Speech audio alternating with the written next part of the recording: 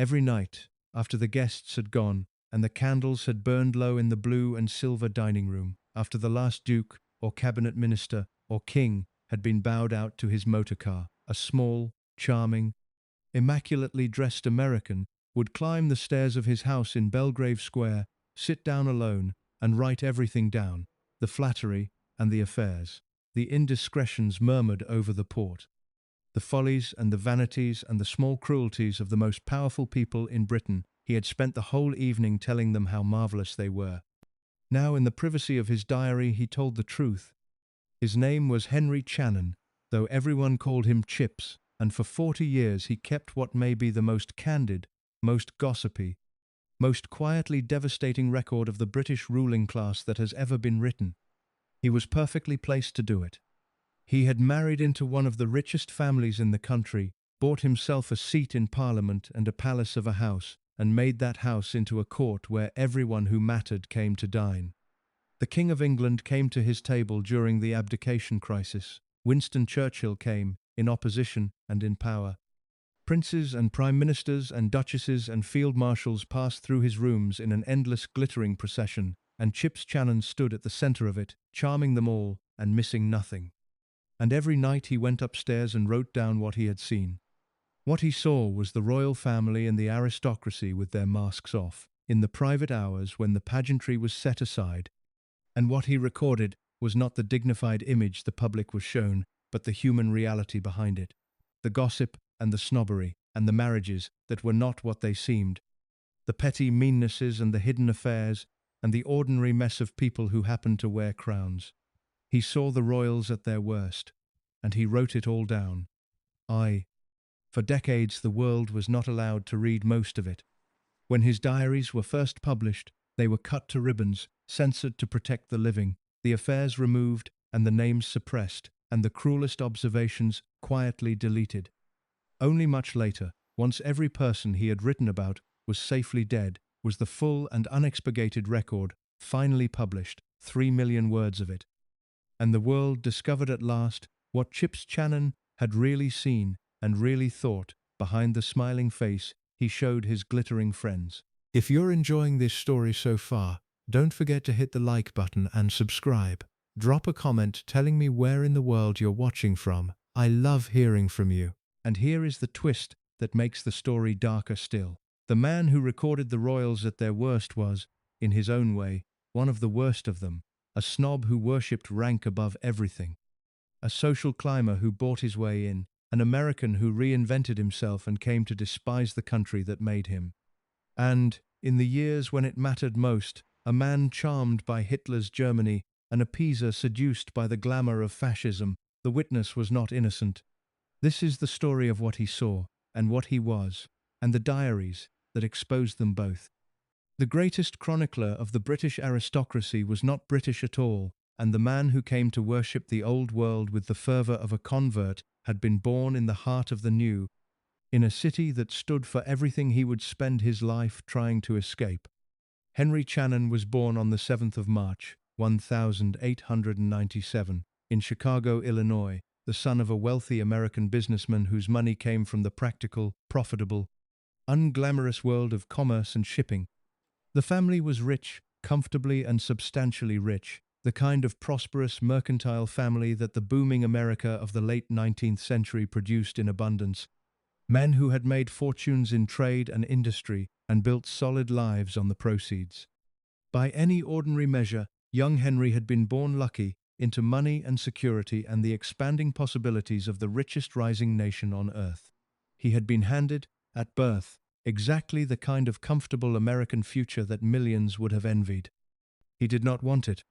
From early in his life, Channon seems to have felt that he had been born in the wrong place, into the wrong world, that the prosperous, commercial America of his birth was crude and new and beneath him,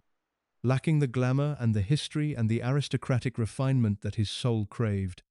He was a boy with a hunger for something grander than Chicago could offer, drawn instinctively toward the old, the titled, the European, toward a world of palaces and princes and ancient lineage that lay across the ocean and that seemed to him infinitely more beautiful and more real than the mercantile bustle of the city he had been born into. Where another young man might have looked at his father's fortune and dreamed of building it larger, Channon looked at the money and saw only a means of escape, a ticket out of the new world and into the old, the resources that might allow him to remake himself as the European aristocrat he felt he was always meant to be. This longing for the old world was the engine of his entire life, and it is worth understanding clearly because it explains everything that followed. Channon did not merely admire European aristocratic society, he worshipped it with the intensity of a true believer, and he came to regard the commercial, democratic, money-making civilization of his native America as a kind of threat to everything he held precious. He developed, as he grew, a powerful anti-American feeling, a conviction that the cultural and economic dominance of the United States endangered the traditional civilization of Europe and Britain, that the brash new world of commerce and democracy was overwhelming the old world of rank and refinement and beauty that he loved. It was a remarkable position for a wealthy young American to hold, this contempt for his own country and this reverence for the aristocratic old world, and it marked him as a particular kind of figure, the convert, the man who rejects his origins entirely in favor of an adopted identity he embraces with more zeal than the natives themselves. The First World War gave him his chance to cross the ocean and begin the transformation. In 1917, the young Channon came to Europe with the American Red Cross, serving as a volunteer in France, near the trenches of the great conflict that was tearing the continent apart. The war was a catastrophe for Europe, the bloodletting that would help to destroy the very aristocratic world Channon loved, but for him personally it was the doorway he had been waiting for, the means of reaching the continent that drew him. He served his time with the Red Cross in Paris and France, and in doing so he placed himself, at last, in the old world he had dreamed of, breathing the air of the Europe he revered, beginning the long process of leaving his American self behind. After the war, Channon did not go home. He stayed, drawn ever deeper into the European world that enchanted him, and he made his way to England, to Oxford, where he became an undergraduate at Christ Church,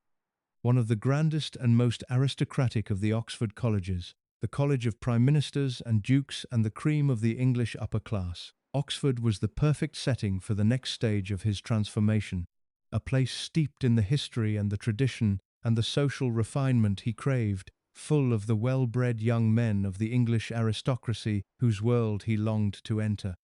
And Channon, with his charm and his ambition and his American money, set about entering it, cultivating the grand friends, absorbing the manners and the accent and the attitudes of the class he wished to join, beginning to construct the English aristocratic identity that he would wear for the rest of his life.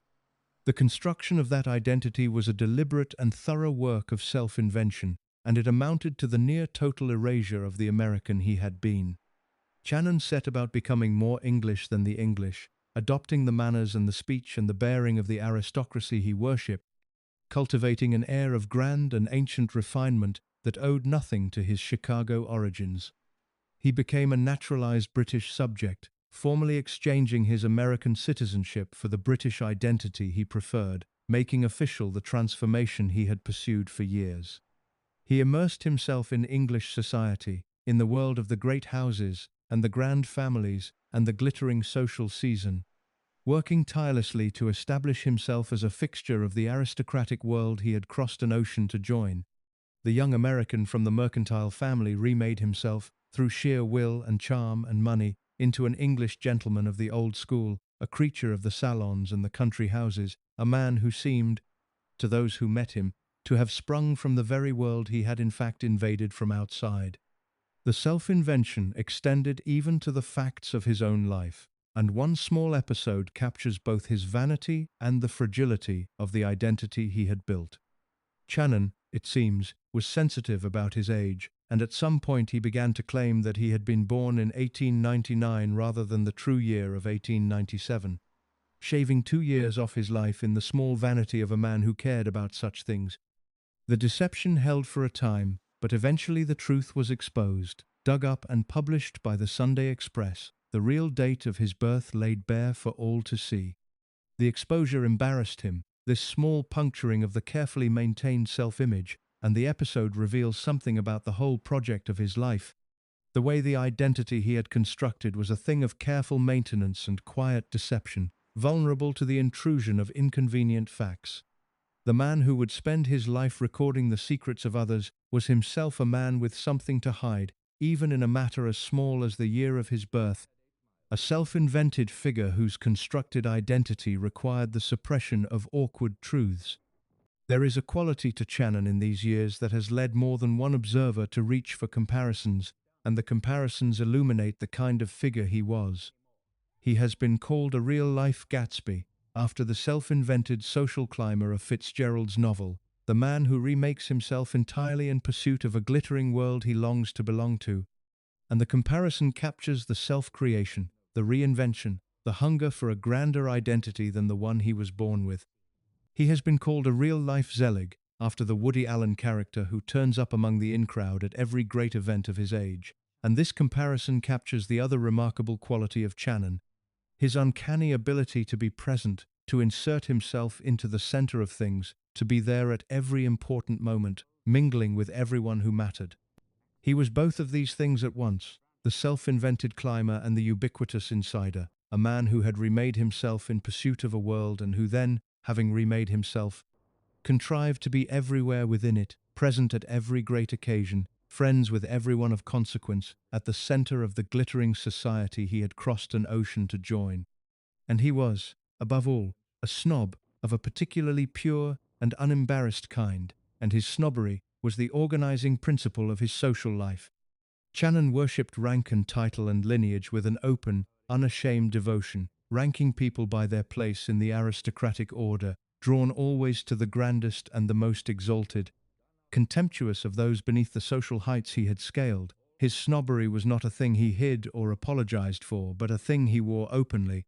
the natural expression of a man who had given his whole life to the pursuit of social grandeur and who genuinely believed in the superiority of the aristocratic world he had joined. The grander the company, the happier he was. A duke was better than an earl, a prince better than a duke, a king or a queen the ultimate prize, and Channon arranged his entire existence around the pursuit of the most exalted company he could attain, climbing always toward the summit of the social order, never satisfied until he was in the presence of the very grandest people in the land. This snobbery, ugly as it could be, was also bound up with the thing that would make Channon matter, because it was the engine that drove him into the heart of the world he would one day chronicle. His hunger for grand company carried him into the most exclusive circles in Britain, into the orbit of the aristocracy and eventually of the royal family itself, placing him at the center of a social world that few outsiders ever penetrated. And his snobbery sharpened, rather than blunted, his powers of observation, because the man who cares so intensely about rank and status and social position is also the man who notices everything about them,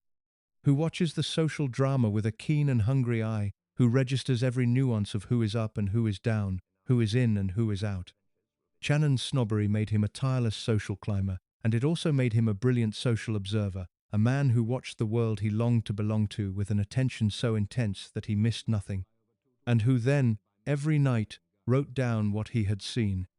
For the diary was already part of his life, even in these early years of self-invention and social climbing. Channon had begun keeping a diary, and he would keep it, in detailed and almost continuous form, for the rest of his life. Recording the social and political world, he moved through with a candor and an eye for detail that would, in time, make him one of the great diarists of his age. The diary was, in a sense, the natural product of his particular nature, the record kept by a man who watched everything and wanted to capture it, who lived for the glittering social world and could not bear to let its moments pass unrecorded, who combined the climber's intense attention to status with the writer's gift for the telling detail. The American who had remade himself as an English gentleman was also, all along, a writer, a chronicler, a man building in secret the record of the world he had invaded. And that record would outlast everything else about him, the diaries surviving as his real and lasting achievement long after the social triumphs had faded and the man himself was gone. So by the early 1920s the essential Chips Channon was formed, the self-invented English gentleman who had erased his American origins, the unembarrassed snob who worshipped rank and lived for grand company, the ubiquitous insider who contrived to be everywhere among the people who mattered, the secret chronicler who watched it all and wrote it down. He had crossed an ocean and remade himself entirely, and he had placed himself at the threshold of the aristocratic world he had dreamed of since boyhood. What he lacked, still, was the one thing that would carry him from the threshold into the very heart of that world, the thing that would transform him from an ambitious climber on the edges of society into a central figure at its core. He lacked, in a word, the money and the connection that only the right marriage could provide, and he was about to acquire both, through a union that would make him one of the richest men in England and carry him into the innermost circles of the aristocracy and the crown. How Chips Channon married his way into one of the wealthiest families in Britain, how the sudden acquisition of incalculable riches transformed him from a climber into a central figure of the establishment, and how the house he bought in Belgrave Square became a court where kings and prime ministers came to dine, is where the story turns next. Because the social climber was about to complete his climb, to reach the summit he had pursued for so long, and from that summit he would observe and record the most powerful people in Britain at the closest possible range. That ascent to the summit, the marriage and the money and the house that made him, is where we go now. The thing that carried Chips Channon from the edges of society into its very heart was money, and the money came, as it so often did in that world, through marriage. But before the marriage came, the cultivation, the patient and skillful courting of the right people, the social campaign by which Channon transformed himself from an ambitious American on the fringes into a fixture of the inner circles. And no one was more important to that campaign than a fellow American who had performed the same act of self-invention a generation before him, a woman who became his guide and his ally in the conquest of London society. Her name was Emerald Cunard, and she was one of the great hostesses of the age. Born Maud Burke in America, she had remade herself, as Channon would, into a glittering figure of British high society, changing even her name from the homely Maud to the jeweled Emerald, becoming a celebrated salon hostess whose parties drew the most brilliant and powerful people in the land. She was rich, witty, ruthless in her social ambition, and possessed of an unerring instinct for power and glamour, and she recognized in the young Channon a kindred spirit, another American who worshipped the old world and meant to conquer it. Emerald Cunard took Channon up, brought him into her orbit, introduced him to the people who mattered, and above all she brought him into the circle that surrounded the most glamorous figure in the kingdom, the dashing and charming Prince of Wales, the future King Edward VIII.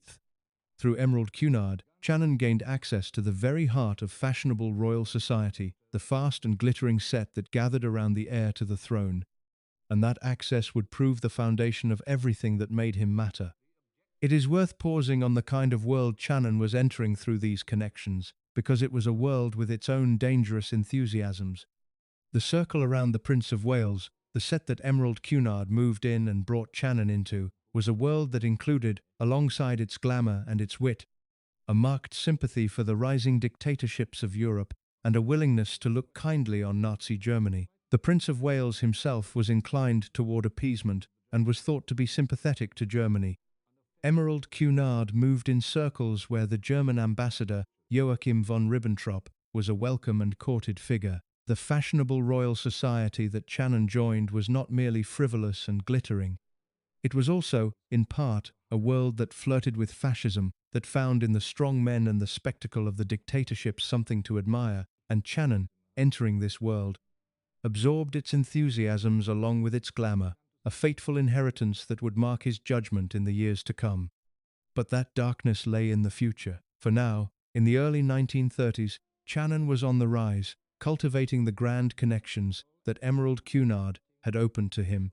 establishing himself ever more firmly in the inner circles of fashionable society. And it was in this world, among these glittering people, that he found the woman who would complete his ascent, the heiress whose fortune would transform him from a charming climber into one of the richest men in England. Lady Honor Guinness was the daughter of the second Earl of Ivier, the head of one of the wealthiest families in Britain, the Guinness dynasty whose fortune came from the great brewing empire that bore their name. The Guinness money was vast, one of the largest fortunes in the country, and Honor, as the daughter of the Earl of Ivier, was an heiress of the first rank, a woman whose marriage would carry her husband into the heart of the British aristocracy and into the possession of riches almost beyond counting. She was not, by the accounts that survive, a great beauty or a brilliant personality, but she was rich, immensely and consequentially rich, and she was of the aristocracy that Channon worshipped, and for a man of his ambitions she was the perfect prize. Channon courted her, won her, and in 1933 they married, the self-invented American climber joining himself to one of the greatest fortunes and one of the grandest families in the kingdom. The transformation that the marriage worked in Channon's circumstances was immediate and staggering, and his own reaction to it, recorded in his diary, captures the naked delight of a man who had achieved exactly what he had always wanted. "Our riches are incalculable," he exclaimed to his diary, the words capturing the sheer exaltation of a social climber who had married his way into a great fortune.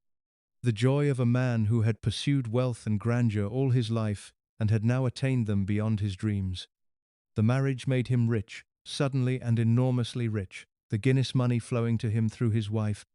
adding to the wealth he had already inherited from his own American family and lifting him into the ranks of the truly wealthy. The American from the mercantile family, who had crossed an ocean to escape commerce and join the aristocracy, had done it, had married into the grandest of fortunes, had become one of the richest men in the country through a union with one of its greatest heiresses. The climb was very nearly complete.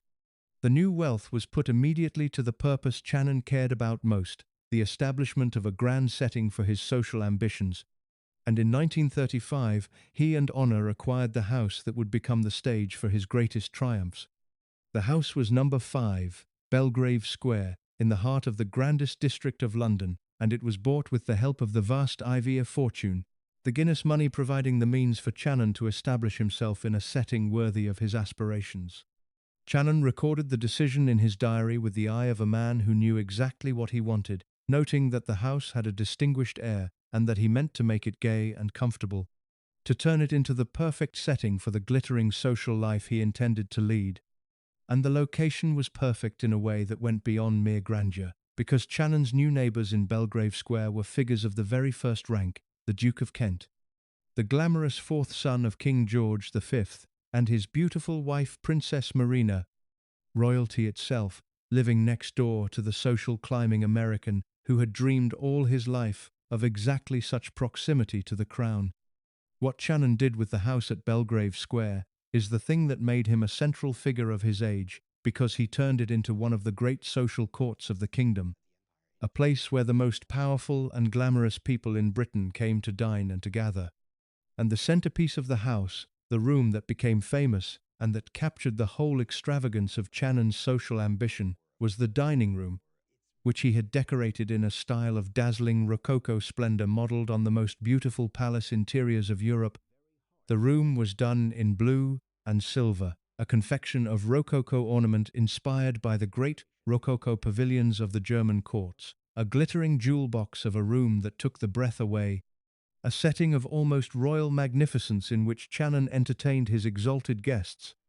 It was a deliberate creation, this fabulous dining room, the expression of a man who understood that, to draw the grandest company, you must offer them a setting worthy of their grandeur, and it became one of the celebrated rooms of London society, the scene of the lavish dinners through which Channon established himself at the very heart of the establishment.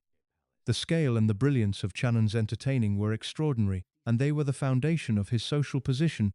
because it was through his hospitality that he drew the powerful into his orbit and made himself a figure they could not ignore. He entertained on a truly awesome scale, his dinners and parties drawing the most exalted guests in the land, and his salon became a place through which, as one account put it, everybody passed.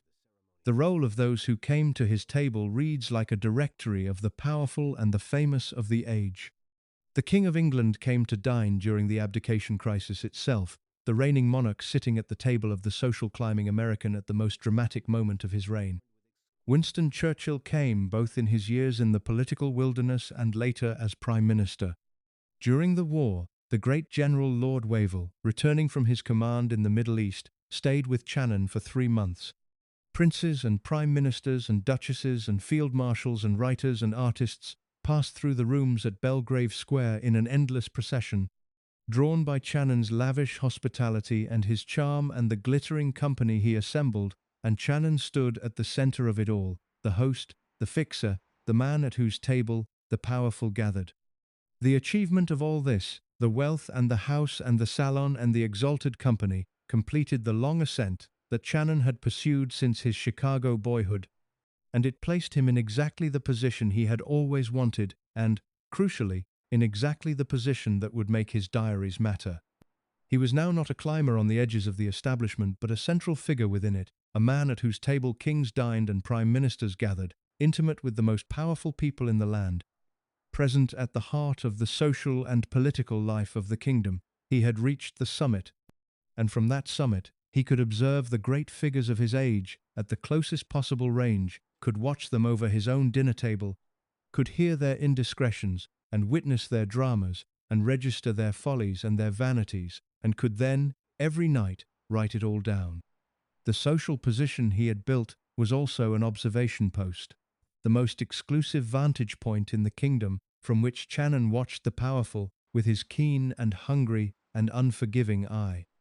There was one more piece of the establishment that Channon acquired in these years, and it completed his transformation into a man of the British ruling class, and it too came through the family he had married into. In November 1935, Channon became a Member of Parliament, elected as the Conservative member for Southend, a seat that he did not so much win as inherit, taking over the constituency that had been held by his mother-in-law, the Countess of Ivrea, and before her connected to the Guinness family. The seat passed to him through the family, a kind of hereditary possession of the Ivrea dynasty, and Channon took his place in the House of Commons,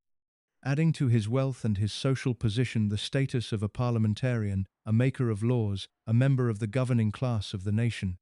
His political career would be unremarkable, never rising higher than the post of parliamentary private secretary, a junior position, assisting a more senior minister. But the seat in Parliament gave him a place in the political life of the country to match his place in its social life, and it carried him into the world of politics and government, into the corridors of power where the great decisions were made, providing yet another vantage point from which to observe and to record the powerful figures of his age. So, by the middle of the 1930s, the long ascent was complete, and Chips Channon had become everything he had set out to become. The American from the mercantile family had remade himself into an English gentleman, married into one of the greatest fortunes in the land, established himself in a palace of a house where kings came to dine, won a seat in Parliament, and placed himself at the very centre of the social and political life of the British establishment. He had reached the summit he had pursued since boyhood, had attained the grand and glittering world he had crossed an ocean to join, had made himself a central figure among the most powerful people in the kingdom. The climb was over, and now the real work of his life, the watching and the recording, could proceed from the most privileged vantage point imaginable, the work that would outlast all his social triumphs and become his lasting monument. The diary in which he captured, night after night, the world he had fought so hard to enter. That diary, the secret chronicle, that was Channon's true genius and his real legacy, the record kept by the ultimate insider of the world he had conquered, is where the story turns next. Because the social position was only the foundation. The thing that makes Channon matter, the thing that turned a minor MP and a lavish host into a figure history remembers, was the extraordinary diary he kept, and it is to the nature of that diary, its candor and its cruelty and its genius, that we must now turn. That diary, the witness's secret weapon, is where we go now. The diary that Chips Channon kept was the great work of his life, and the strange truth about him is that the thing he is remembered for was the thing he did in private, alone, at the end of each glittering day. Rather than any of the public triumphs he pursued so hard, he gave his energy to the climbing and the entertaining and the politics, and none of it amounted to much in the end. His political career was negligible. His social position died with him. But the diary survived, and the diary turned out to be one of the great chronicles of an age, the thing that lifted Channon from the ranks of forgotten minor politicians into the company of the writers history remembers, and he seems hardly to have understood, in his own lifetime, that the private record was worth more than everything he valued more. He kept it for nearly 40 years, from his arrival in Europe in 1918 until his death in 1958, a detailed and almost continuous record of the social and political world he moved through. written night after night with a dedication that never flagged. The sheer scale of it is staggering. The full, unexpurgated diary runs to more than 3 million words, a vast accumulation of observation and gossip and reflection, the daily harvest of a man who watched everything and wrote it all down.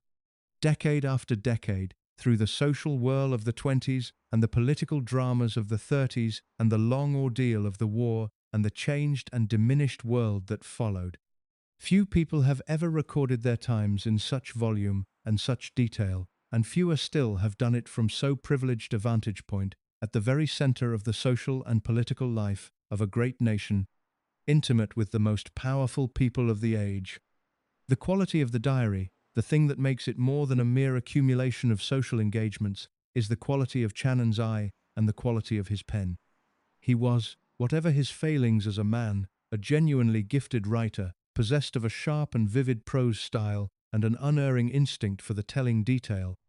the small revealing fact that brings a scene or a person to life. He wrote with elegance and wit, with a sense of drama and an eye for the comedy and the pathos of the human spectacle he observed. And he wrote, above all, with candor and unguarded honesty about the people and the events he recorded that gives the diary its peculiar power and its peculiar danger. Channon did not write for an audience, or at least he did not write the careful, discreet, self-protective record of a man who expects to be read. He wrote what he actually saw and thought, the unvarnished observations of a man recording the truth as he perceived it, and the result is a record of extraordinary immediacy and frankness, the world of the British establishment captured with a candour that no discreet or careful chronicler could have matched. The comparison that has attached itself to Channon, the comparison that captures the kind of diarist he was, is the comparison to Samuel Pepys, the great 17th century diarist whose record of his age remains one of the treasures of English literature. Channon has been called the Pepys of the interwar years, and the comparison is apt, because like Pepys he combined a position at the centre of events with a gift for vivid observation and a willingness to record the truth, including the unflattering and the indiscreet and the scandalous, with a frankness that makes the record live. Like Pepys, Channon gives us not the official version of his age but the private reality, the gossip and the intrigue and the human mess behind the public events, the texture of daily life among the powerful captured by a participant who watched it all with a keen and honest eye.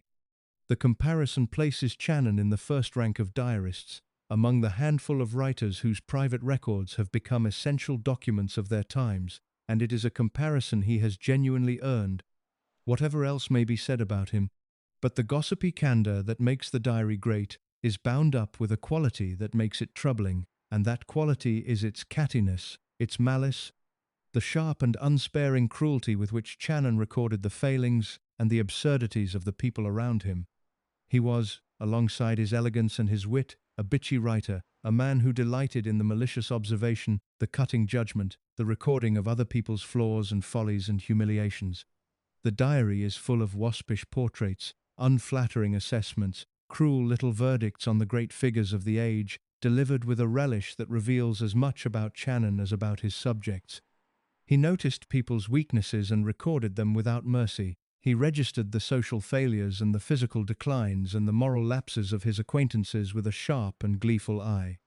The same candour that makes the diary a great historical record makes it, in places, a cruel one, the work of a man who could not resist the malicious observation, who turned his sharp eye on his friends and his hosts and his fellow guests, and wrote down their failings with a relish that the published record would one day expose.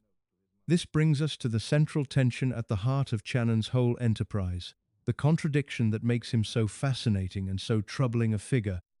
and it is the tension between the public flatterer and the private chronicler. Channon spent his life among people he flattered, charmed, courted, and praised to their faces, the grand and powerful figures whose company he craved and whose goodwill he cultivated.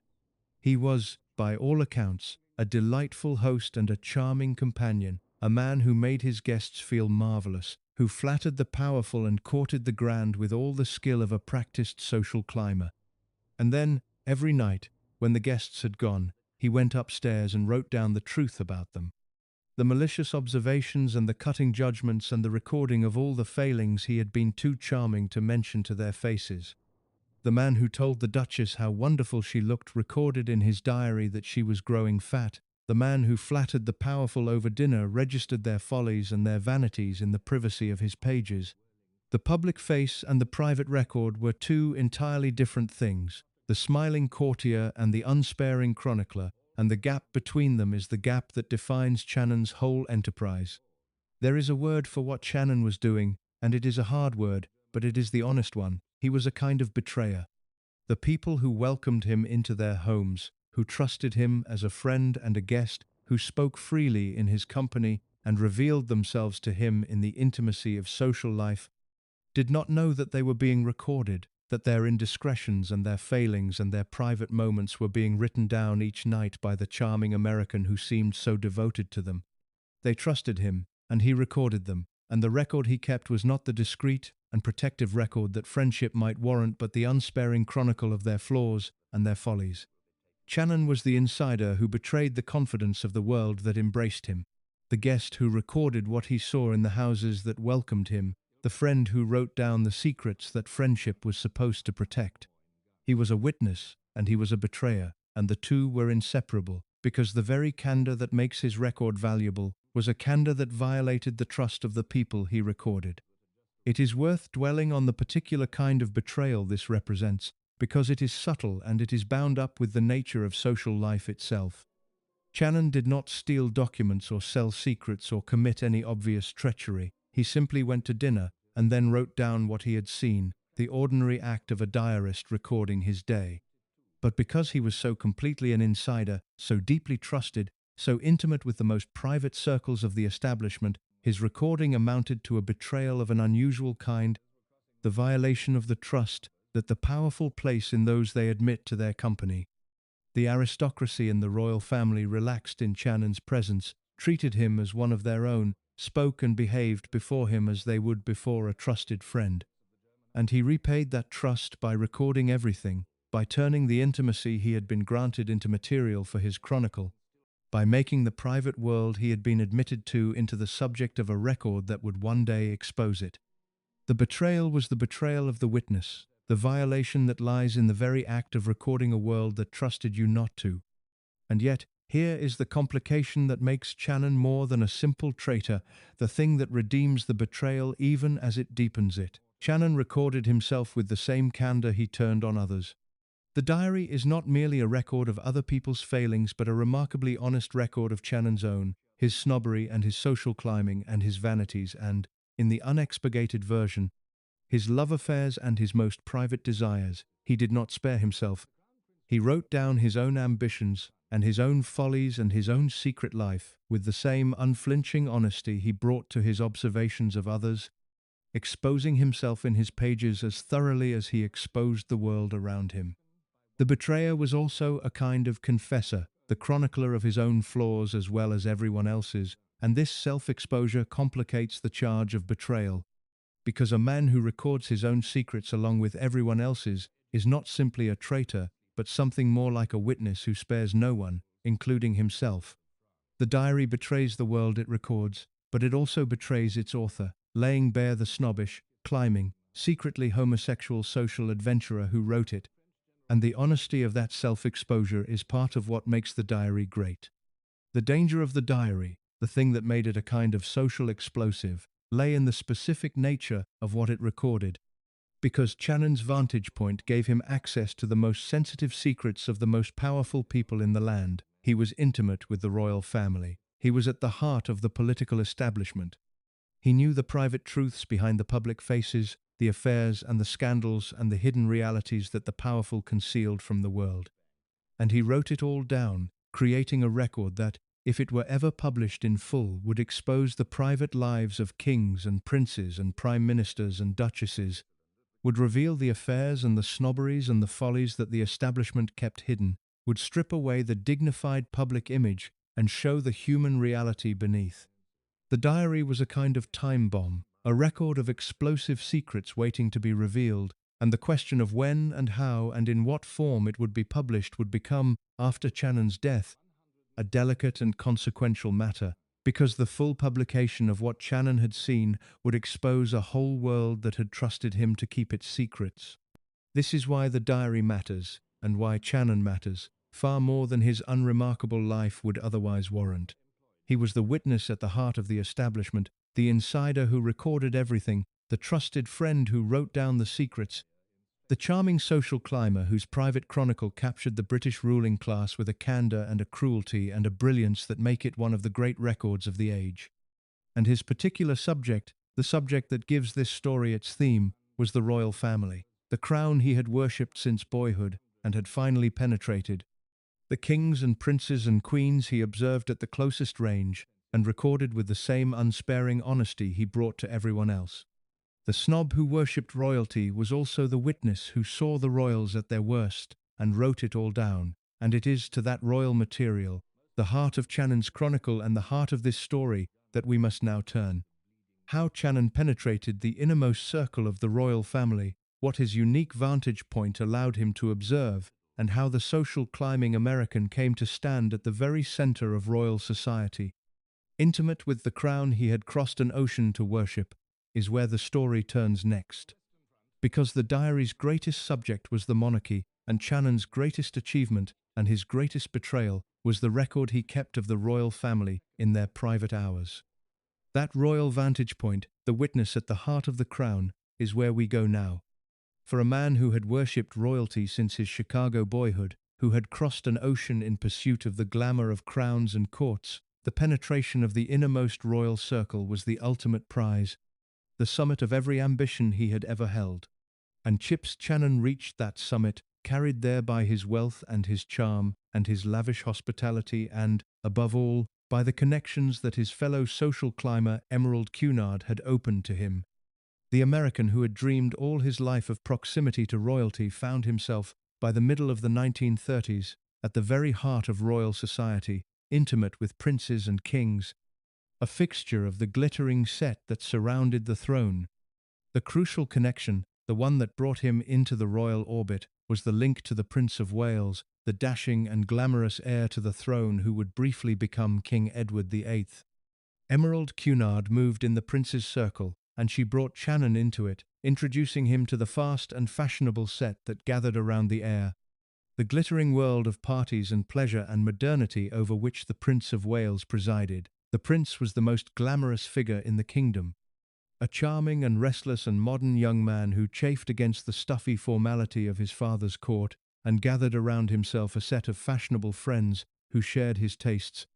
And to be admitted to that set was to be at the very center of royal society, intimate with the future king himself. Channon was admitted, and he made the most of it, cultivating the prince's circle, drawing its members to his table, establishing himself as a figure within the most exclusive and glamorous royal set in the land. The house at Belgrave Square became, in these years, a kind of court for the royal circle, a gathering place for the Prince of Wales and his set, and above all for the prince and the woman who had become the center of his life, the American divorcee Wallis Simpson. The Prince of Wales had fallen deeply, helplessly in love with Wallis, and she had become the dominant figure in his world, the woman he could not do without, and the circle around the prince became, increasingly, a circle around the prince and Wallis together. Channon's house at Belgrave Square became one of the settings where this royal romance played out, a place where the king-in-waiting and his twice-married American mistress could gather with their friends, where the glamorous and slightly scandalous court of the Prince of Wales assembled. The social climbing American had achieved the ultimate proximity to the crown, his own house a gathering place for the heir to the throne and the woman who would, in time, cost that heir his crown. Channon's royal connections extended well beyond the Prince of Wales and his set, reaching into the wider royal family and into the glittering world of European royalty that so fascinated him. His neighbours in Belgrave Square were royalty themselves, the Duke of Kent, the glamorous fourth son of King George V, and his beautiful wife Princess Marina, and Channon became close to them both, intimate with the royal couple who lived next door. He was drawn, too, to the deposed and exiled and foreign royalty of Europe, the princes and grand dukes of the continent's many royal houses, the glamorous and often tragic figures of a European aristocratic world that the Great War had begun to sweep away. Among these, one figure became especially dear to him, Prince Paul of Yugoslavia, the cultivated and charming prince who would become regent of Yugoslavia, a man Channon loved, in his way, and after whom he would name his own son. Channon's royal world was a wide one, encompassing the British royal family and the exiled royalty of Europe, the glittering international aristocracy of crowns that he had worshipped since boyhood and had finally entered. The depth of Channon's connection to the Kents is worth dwelling on, because it reveals both the intimacy of his royal access and the complicated nature of his relationships in that world. Prince George, the Duke of Kent, was the most glamorous and the most troubled of the royal brothers, a charming and cultivated and pleasure-loving prince whose private life was complicated and, by the standards of the time, scandalous. He was bisexual, and he struggled with addictions, and his life had a wildness and a darkness beneath its glamorous surface that the public never saw. And Channon was extremely close to him, a neighbor and a friend, and, according to widely circulated accounts, at one time the Duke's lover, the two men connected by a relationship that went beyond ordinary friendship. The Duke's wife, Princess Marina, is said to have known of the relationship between her husband and Channon and to have been entirely untroubled by it, accepting it with an equanimity that reflected the relaxed attitudes of that aristocratic world toward such matters, and she became, herself, a close friend of Channon, the friendship between them outlasting whatever had passed between Channon and her husband. The intimacy here was real and it was complex, the social climbing American woven into the private life of the royal family at the most personal level, connected to the glamorous Duke of Kent by bonds that the public image of the royal family could never have accommodated. This intimacy gave Channon a vantage point on the royal family that almost no outsider ever possessed, and it is the foundation of the royal material in his diaries, the access that allowed him to observe the crown in its private hours and to record what he saw. Because Channon did not know the royals only at the formal distance of public occasions, the carefully managed encounters in which the royal family presented its dignified public face, he knew them privately, intimately, as a friend and a neighbor and a member of their social set, present in their company in the relaxed and unguarded moments of private life, admitted to the gatherings where the pageantry was set aside and the human beings beneath the crowns appeared. He dined with them, gossiped with them, observed them at their ease, watched them relax and quarrel, and reveal themselves in the way that people reveal themselves only among intimates. And he recorded it all, the private texture of royal life that the public never saw, the human reality behind the dignified facade, captured by an insider who had been admitted to the inner sanctum and who could not resist writing down what he found there. And here we come to the deep contradiction that runs through Channon's relationship with royalty, the same contradiction that runs through his whole enterprise, the tension between worship and exposure. Channon worshipped the royal family. They were the ultimate object of his snobbery, the highest prize of his social climbing, the glamorous and exalted figures he had dreamed of since boyhood and had finally come to know. He revered the institution of monarchy, was dazzled by its pageantry, thrilled to his core by his proximity to kings and princes, genuinely and deeply devoted to the royal world he had entered. And yet, with the same pen that recorded his worship, he recorded the reality, the follies, and the vanities, and the private failings of the royals he adored, the unflattering truths that his keen and unsparing eye could not help but register. He worshipped them, and he exposed them, adored them, and recorded their worst. The devoted courtier and the unsparing chronicler combined in a single man, whose diary captured both his reverence and the reality that reverence could not conceal. This double vision, the simultaneous worship and exposure, gives Channon's royal record its peculiar value and its peculiar character. Because he was not a hostile observer of the monarchy, not a republican or a critic seeking to tear down the crown, not an enemy looking for material to damage the royal family, he was a devoted admirer, a worshipper of royalty, a man who loved the institution and revered its members. And his record of the royals at their worst comes not from malice toward the monarchy but from the honesty of a witness who saw the truth and wrote it down even though he adored his subjects. This makes the record all the more telling, because the unflattering observations come not from an enemy but from a devotee, not from someone seeking to damage the royals but from someone who worshipped them and yet could not help but see and record their human reality. The follies and vanities that Channon recorded are the follies and vanities that even a worshipper could see, the truths that even devotion could not hide, and their appearance in the diary of so ardent a royalist is more damning, in its way, than any hostile critique could be. The position Channon occupied, then, was a unique and a powerful one, the position of the worshipping insider, the devoted courtier admitted to the inner sanctum, the snob who had penetrated the innermost royal circle and who recorded what he found there with a candour that his very devotion could not suppress. He stood at the heart of royal society, intimate with the crown, present in the private hours, trusted by the royals as one of their own. And he watched them, with the keen eye of the social climber and the gifted writer, and he recorded them, the worship and the reality together, the dignified public image and the human truth beneath it. From this vantage point, he observed the great royal drama of his age, the crisis that would convulse the monarchy and that he was uniquely placed to chronicle from the inside, the abdication of King Edward VIII. The abdication crisis of 1936 was the supreme test of Channon's royal vantage point, the great drama that unfolded among the very people he was closest to, the king in waiting and the woman he loved, the crisis that played out in part in Channon's own circle and even at his own table. And Channon chronicled it from the inside, a confidant of the central figures, a partisan in the drama, an observer placed at the very heart of the most explosive royal crisis of the century.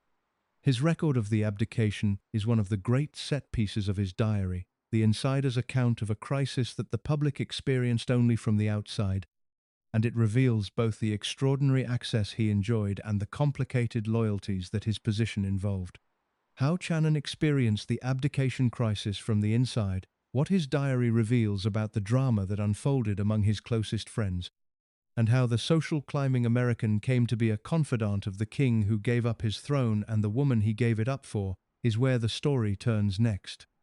Because the abdication was the great drama of Channon's royal world, and his account of it, partisan and intimate and revealing, is one of the central treasures of his chronicle. That insider's view of the abdication, the witness at the heart of the crisis, is where we go now. The abdication crisis of 1936 was the great royal drama of Channon's lifetime, the convulsion that shook the monarchy to its foundations and transfixed the world, and Channon experienced it not as the public did, from the outside, through the careful management of news and rumour, but from the inside, as a confidant of the central figures,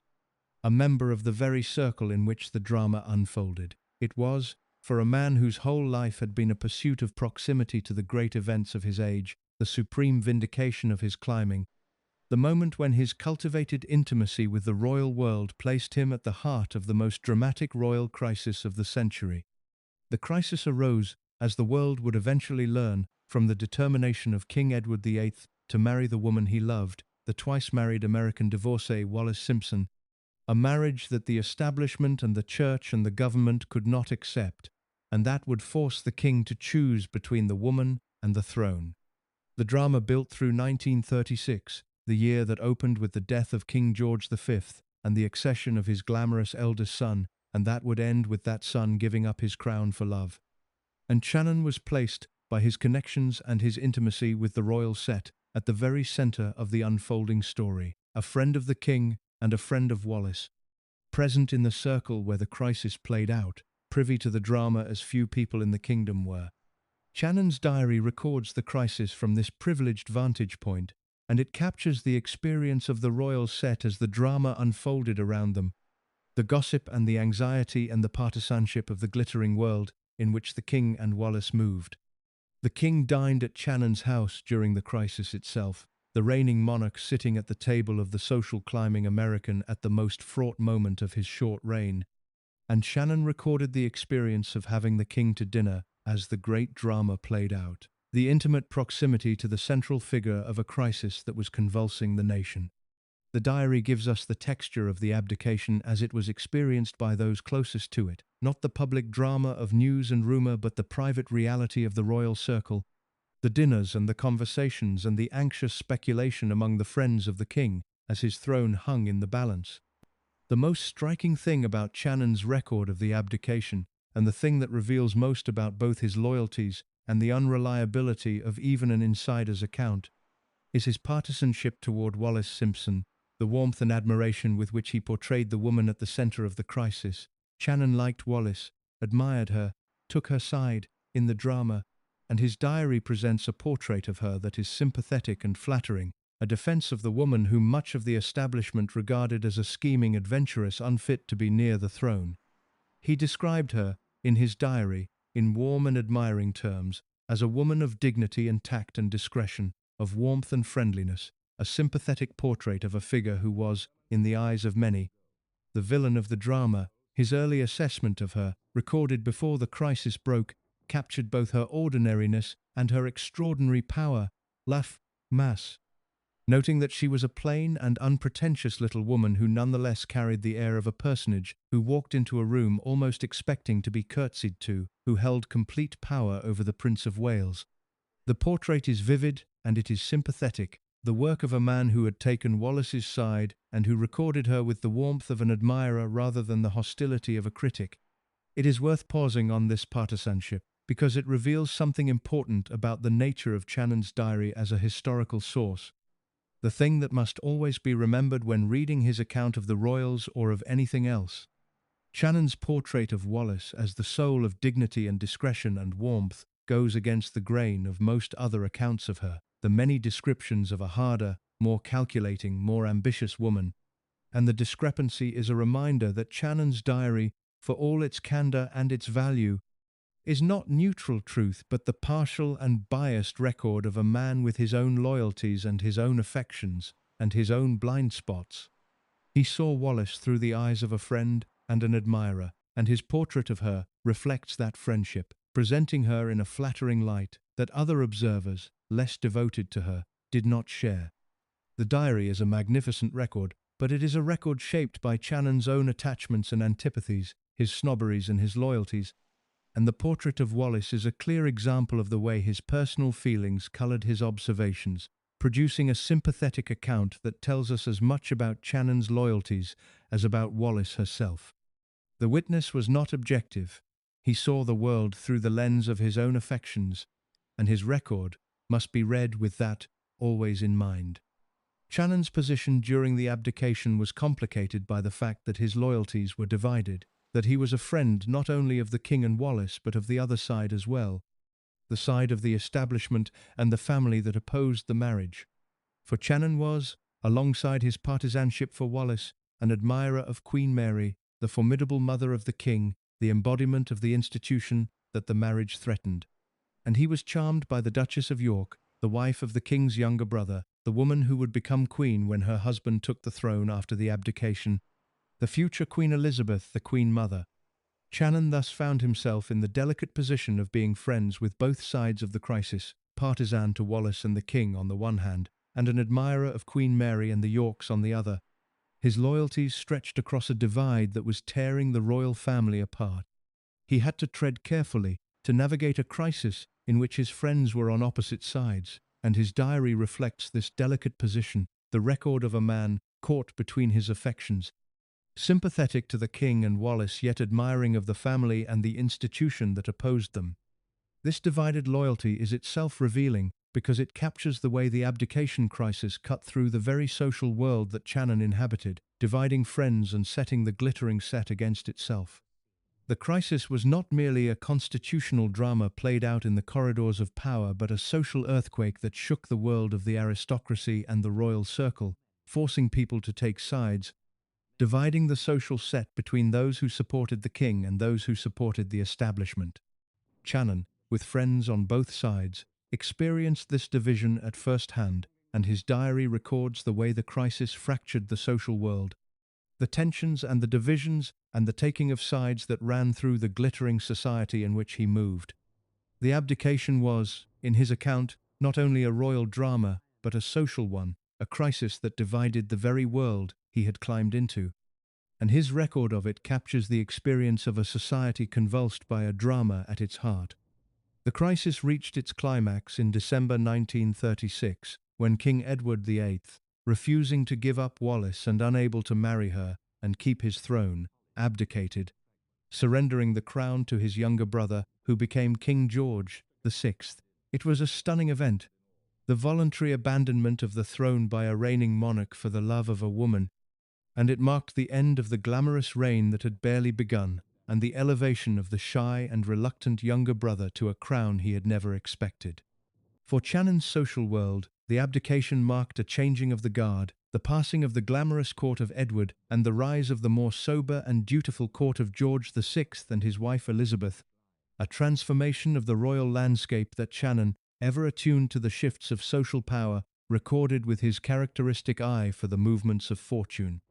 The glamorous king-in-waiting and his American mistress, the center of the fashionable royal set that Channon had joined, were gone, exiled, replaced by a new and different royal regime, and Channon chronicled the transition with the awareness of a man watching the social ground shift beneath him. The aftermath of the abdication, the fate of the exiled king, and the woman he had given up his throne for would become one of the long-running stories of Channon's diary, and his record of it reflects the complicated legacy of the crisis for those who had been close to the central figures. The former king, now the Duke of Windsor, and Wallis, now the Duchess of Windsor, went into exile, married, and lived out their lives abroad, figures of fading glamour and growing bitterness, their story a long anticlimax to the drama of the abdication. And Channon, who had been their friend and partisan, recorded the unfolding of their diminished exile, the slow decline of the glamorous couple he had once entertained at his table, the sad afterlife of a romance that had cost a throne. The abdication had been the great drama, and its aftermath was a long diminuendo, and Channon chronicled both, the crisis and its melancholy sequel, with the eye of a man who had been close to the heart of it all. What Channon's record of the abdication finally reveals, beyond the specific drama of the crisis, is the nature of his vantage point and the nature of his diary, the extraordinary access that placed him at the heart of great events, and the partial and personal lens through which he viewed them. He saw the abdication from the inside, as few people did, a confidant of the central figures, present in the circle where the drama unfolded, privy to the private reality behind the public crisis. And he recorded it through the lens of his own loyalties and affections, his partisanship for Wallis, and his admiration for Queen Mary and the Yorks, his snobberies and his attachments, producing an account that is at once invaluable and biased, a magnificent record shaped by the personal feelings of the man who kept it. This is the dual nature of Channon's witness, the access and the bias together, the insider's vantage and the partisan's lens. And it is the thing that must always be remembered in reading his account of the royals, his record of the monarchy at the closest range, and through the most personal of filters. The abdication was the great drama, but it was only one part of Channon's royal record, and beyond the crisis lay the wider chronicle of his observations of the royal family, the candid record of the royals in their private hours that is the heart of his diary's value and the source of this story's theme. For Channon recorded not only the great drama of the abdication but the ordinary reality of royal life, the follies and the vanities and the private failings of the royals he observed at such close range, the unflattering truths that his keen and unsparing eye could not help but register even in the midst of his worship. It is to that candid record, the diary's portrait of the royals at their worst, that we must now turn, the unvarnished chronicle of the human reality behind the royal facade.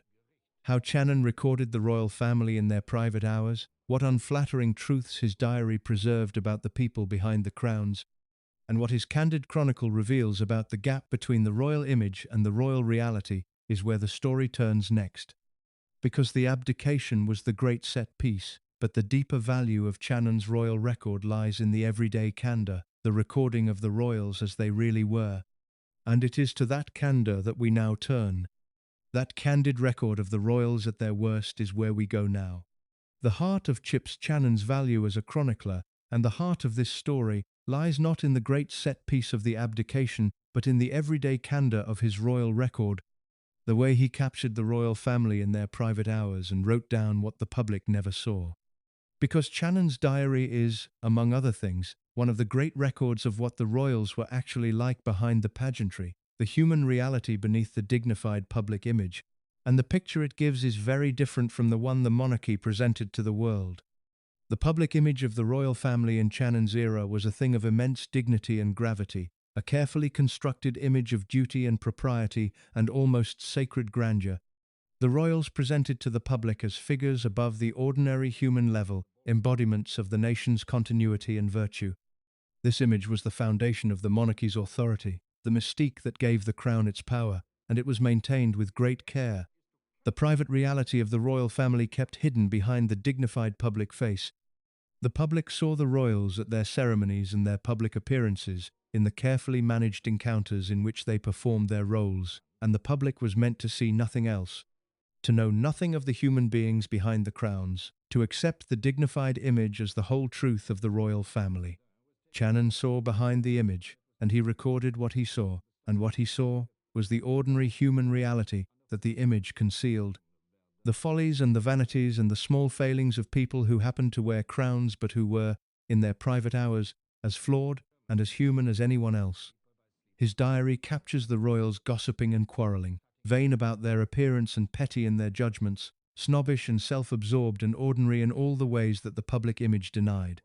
He recorded their physical declines and their social failures and their human weaknesses with the same unsparing eye he turned on everyone else, puncturing the dignified image with the candid observation of an insider who had seen the reality. The royals in Channon's diary are not the exalted figures of the public image, but human beings, flawed and vain and ordinary, captured in their private moments by a witness who recorded the truth that the pageantry concealed. The unflattering observations are scattered through the diary, the small candid verdicts on the royals he observed, and they have a particular sting because they come from a man who worshipped the monarchy and yet could not help but record its human reality. He noted, of the woman who would become Queen Elizabeth, the Queen Mother, the beloved royal matriarch of later decades, that she was growing fat, the kind of frank physical observation that the dignified public image would never have permitted, the recording of an ordinary human reality that the public was not meant to see. He registered the vanities and the follies of the royals he observed, the small failings and the private foibles, with a candor that strips away the dignity of the public image and reveals the human beings beneath. These observations are not, for the most part, scandalous revelations of great secrets, but something more quietly subversive, the recording of the ordinary human reality of the royal family, the puncturing of the exalted image through the accumulation of candid, unflattering human detail. The most striking and the most revealing of Channon's royal material, though, concerns the Kents, the glamorous Duke and Duchess of Kent who were his neighbours and his intimate friends, and through whom Channon's diary reaches into the most private and the most hidden reality of the royal family.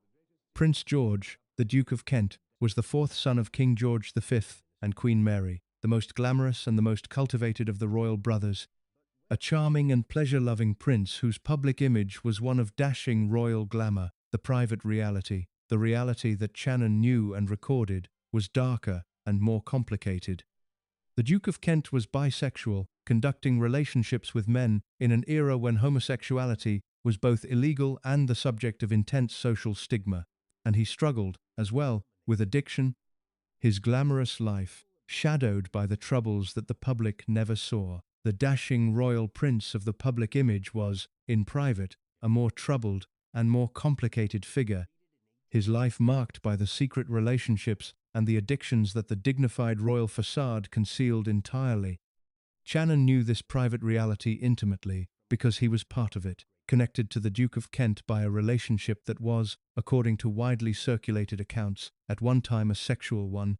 The two men, neighbours in Belgrave Square, bound by an intimacy that went beyond friendship. The open secret of this relationship, known within the circle that surrounded the royal family, is one of the things that Channon's diary, especially in its unexpurgated form, helps to document: the hidden reality of a royal prince's private life, recorded by a man who was part of that life. And the equanimity with which the Duke's wife, Princess Marina, is said to have regarded the relationship, her acceptance of her husband's involvement with Channon, her own warm friendship with the man who had been her husband's lover, reveals the relaxed and worldly attitudes of that aristocratic milieu toward matters that the public morality of the age condemned utterly. The royal world that Channon recorded was a world with its own private codes, its own tolerances, its own hidden realities. A world in which a royal prince could conduct a relationship with a male neighbor and the prince's wife could accept it with equanimity and befriend the man involved. All of it concealed entirely from a public that knew only the dignified image. This is the deepest sense in which Channon saw the royals at their worst, or at least at their most private and most human, the sense in which his diary records the hidden reality behind the royal facade. The Kents in Channon's diary are not the glamorous royal couple of the public image but human beings with complicated private lives, the Duke with his secret relationships and his addictions, the Duchess with her worldly acceptance of her husband's affairs, the marriage with its private accommodations and its hidden realities. And Channon, the intimate friend and the worshipping insider, recorded it all, the private truth of the royal family that the public was never meant to know. Captured by a witness who had been admitted to the inner sanctum and who could not resist writing down what he found there. The diary preserves the hidden reality, the human mess behind the royal pageantry, the affairs and the addictions and the private accommodations that the dignified image concealed. And it is this preservation of the private truth that gives Channon's royal record its peculiar and its troubling value. It must be said, in fairness and in honesty, that the picture Channon gives of the royals must be read with the same awareness of his bias and his limitations that applies to everything in his diary, that his record of the royal family is not neutral truth, but the partial and personal account of a particular observer, with his own loyalties and his own malice. Channon's unflattering observations of the royals, his recording of their follies and their failings, came from a man who was, by nature, a catty and a malicious observer, a man who delighted in the cutting verdict and the unflattering judgment, and his royal portraits reflect that temperament as much as they reflect the reality of their subjects. The observation that the future Queen Mother was growing fat is a frank physical detail, but it is also the kind of malicious little verdict that Channon delighted in, and it tells us about his cattiness as much as about her figure. The picture of the royals in his diary is shaped by his own waspish nature, his snobbery, his loyalties and antipathies, and it must be read as the biased account of a particular and a far from neutral observer, not as the objective truth about the royal family. And yet, even granting the bias, even reading the royal material through the lens of Channon's malice and his limitations, the diary preserves something real and something valuable. The documented reality of the royal family as a collection of human beings rather than the exalted figures of the public image. The specific verdicts may be catty and biased, but the underlying truth they reveal, the truth that the royals were flawed and vain and human, that their private lives were complicated and sometimes scandalous, that the dignified public image concealed an ordinary human reality, is a true and an important one, and Channon's diary is one of the great records of it.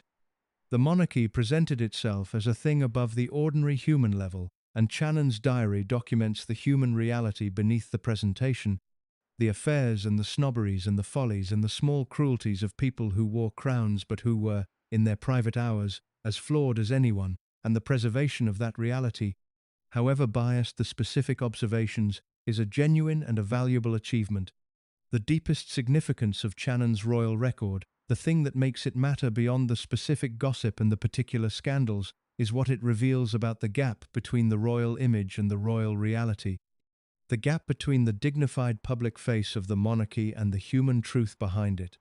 The monarchy's authority, its mystique, its power, rested on the maintenance of the dignified image, on the public's belief in the exalted nature of the royal family,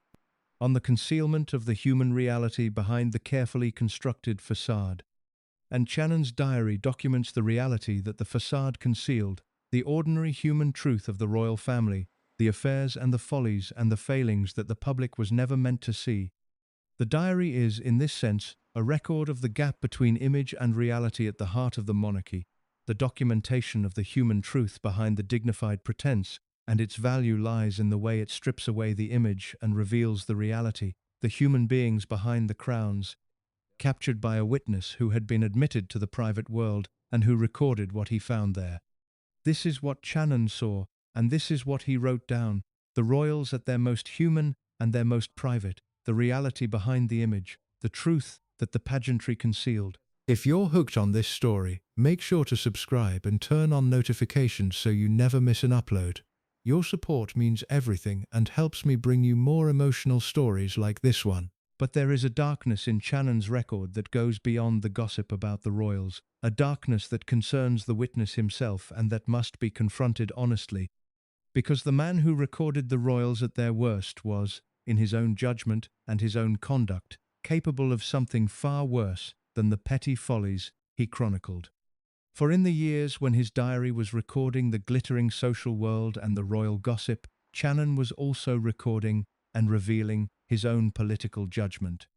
And that judgment led him into the gravest error of his age, into sympathy with the dictatorships of Europe and admiration for Nazi Germany. The charming chronicler of royal foibles was also an appeaser seduced by fascism, and it is to that dark dimension of Channon, the witness's own worst self, that we must now turn. How Channon's politics led him into sympathy with Nazi Germany, what his diary reveals about his admiration for the dictatorships and his support for appeasement, and how the charming social chronicler became complicit in the gravest moral failure of his generation is where the story turns next. Because the man who saw the royals at their worst had a worst self of his own, and honesty requires confronting it, the dark heart of the witness, the appeaser behind the charming diarist. That dark dimension, the witness's own worst self, is where we go now. There is a darkness at the center of Chips Channon's record that no honest account can avoid, and it concerns not the royals he observed but the witness himself, the political judgment that led the charming diarist into the gravest moral failure of his generation. For in the very years when his diary was recording the glittering social world and the gossip of the royal circle, Channon was also revealing, in those same pages, a sympathy for the dictatorships of Europe and an admiration for Nazi Germany that mark him as one of the appeasers, one of the figures of the British establishment who looked upon the rise of fascism and found in it something to admire rather than to fear. The man who saw the royals at their worst had a worst self of his own, and it was a worse thing by far than the petty follies he chronicled. Channon's politics placed him firmly among the appeasers, the figures who believed that Britain should accommodate rather than confront the rising power of Nazi Germany, who supported the policy of giving way to Hitler's demands in the hope of avoiding war. He was a devoted admirer of Neville Chamberlain, the Prime Minister whose name became synonymous with appeasement, the architect of the Munich Agreement of 1938, by which Britain and France gave way to Hitler's demands on Czechoslovakia in the belief that they were securing peace. Channon supported Chamberlain and the policy of appeasement with enthusiasm, and his position as parliamentary private secretary at the Foreign Office, working under Rab Butler, placed him close to the conduct of that policy, a participant in the appeasing diplomacy of the late 1930s, a believer in the accommodation of Nazi Germany that history would judge so harshly. His diary records the Munich crisis from this vantage point, the perspective of a committed appeaser who believed that Chamberlain's policy was right, who supported the giving way to Hitler, who shared in the establishment's fatal hope that the dictator could be satisfied and war avoided. But Channon's involvement with the world of Nazi Germany went beyond the policy of appeasement into something more personal and more troubling, a fascination with the dictatorship and a susceptibility to its glamour that his diary records with a candor that is, in retrospect, deeply disturbing. He attended the Berlin Olympics of 1936, the great propaganda spectacle by which the Nazi regime sought to dazzle the world. The carefully staged display of German power and order and grandeur designed to impress foreign visitors with the achievements of the new Germany. And Channon, the connoisseur of spectacle and grandeur, was impressed, dazzled by the display, susceptible to exactly the glamour that the Nazi regime had designed the Olympics to project. The aesthete who loved beauty and grandeur and the trappings of power found in the Nazi spectacle something to admire, the staged magnificence of the regime appealing to his taste for the grand and the impressive, and his diary records his susceptibility to the seduction that the Nazis had so carefully prepared. The personal connections went further still, into a social intimacy with the representatives of the Nazi regime that is among the most disturbing things in Channon's record. He was on social terms with Joachim von Ribbentrop, the Nazi ambassador to Britain who would later become Hitler's foreign minister and who would be hanged at Nuremberg for his crimes, the diplomat who represented the murderous regime in London, and who moved, for a time, in the fashionable social circles that Channon inhabited. And in a detail that captures the casual social normalization of the Nazi regime among a certain set of the British establishment, Channon records having the children of von Ribbentrop over for a playdate, the children of the Nazi ambassador coming to play, the social intimacy with the representatives of Hitler's Germany extending even to the hosting of their children.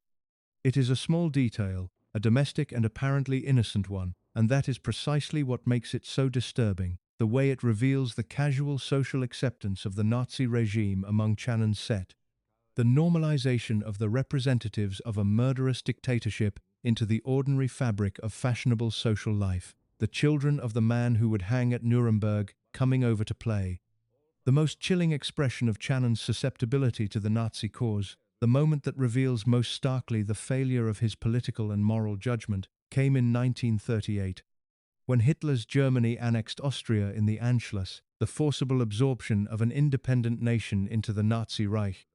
an act of aggression that was a clear step on the road to the war that would engulf the world. And Channon's reaction, recorded in his diary, was not horror or alarm but something close to euphoria, an exclamation of excitement at the spread of Nazi power. "The swastika flies over Vienna," he wrote, the words capturing not the dismay that the annexation of Austria should have produced in any clear-eyed observer, but a kind of thrill at the advance of the Nazi cause, an excitement at the spectacle of German power spreading across Europe. It is a deeply disturbing entry, the celebration of an act of Nazi aggression by a member of the British establishment, the thrill at the flying of the swastika over a conquered capital, and it reveals the depth of Channon's susceptibility to the Nazi cause, the failure of judgment and of moral sense that led him to greet the advance of Hitler's Germany with excitement rather than alarm. It is necessary to be clear and unsparing about what this represents, because the temptation, in telling the story of a charming and gifted diarist, is to soften or excuse the darkness, to treat the appeasement and the Nazi sympathy as a forgivable error of a bygone age, a misjudgment shared by many that should not be held too harshly against an otherwise engaging figure. That temptation must be resisted, because Channon's susceptibility to the Nazi cause was not a minor error but a grave moral failure, a failure to see and to oppose the greatest evil of his age, a susceptibility to the glamour and the power of a murderous regime that should have commanded the horror of any decent observer. The Nazi regime that Channon found himself admiring, whose spectacle dazzled him and whose representatives he socialized with, and whose conquests he greeted with excitement, was a regime of unprecedented evil, a regime that would murder millions, that would plunge the world into the most destructive war in history, that would carry out the systematic extermination of the Jews of Europe. And Channon, the charming diarist, the connoisseur of grandeur, looked upon this regime in its rising years and found in it something to admire, something to be excited by, something to accommodate rather than to oppose. That is a grave thing, and it must be named as such, the moral failure of a man seduced by the glamour of fascism, complicit in his small way in the establishment's fatal failure to confront the Nazi menace. The roots of Channon's susceptibility to the Nazi cause lay, in part, in the very qualities that defined him: his snobbery, his love of grandeur and power, his contempt for democracy and the common people, his aesthetic susceptibility to spectacle and order. Channon was, by nature, an anti-democrat, a man who worshipped rank and order and authority and who held the democratic and egalitarian impulses of the age in contempt. A snob who regarded the common people and their movements with disdain. His verdict on the socialists, recorded in his diary, was that they were smelly. The contemptuous dismissal of the political movements of the working class by a man who worshipped the aristocracy and despised the democratic forces of his age. And this anti-democratic temperament, this love of authority and order and grandeur, this contempt for the egalitarian and the common, made him susceptible to the appeal of fascism,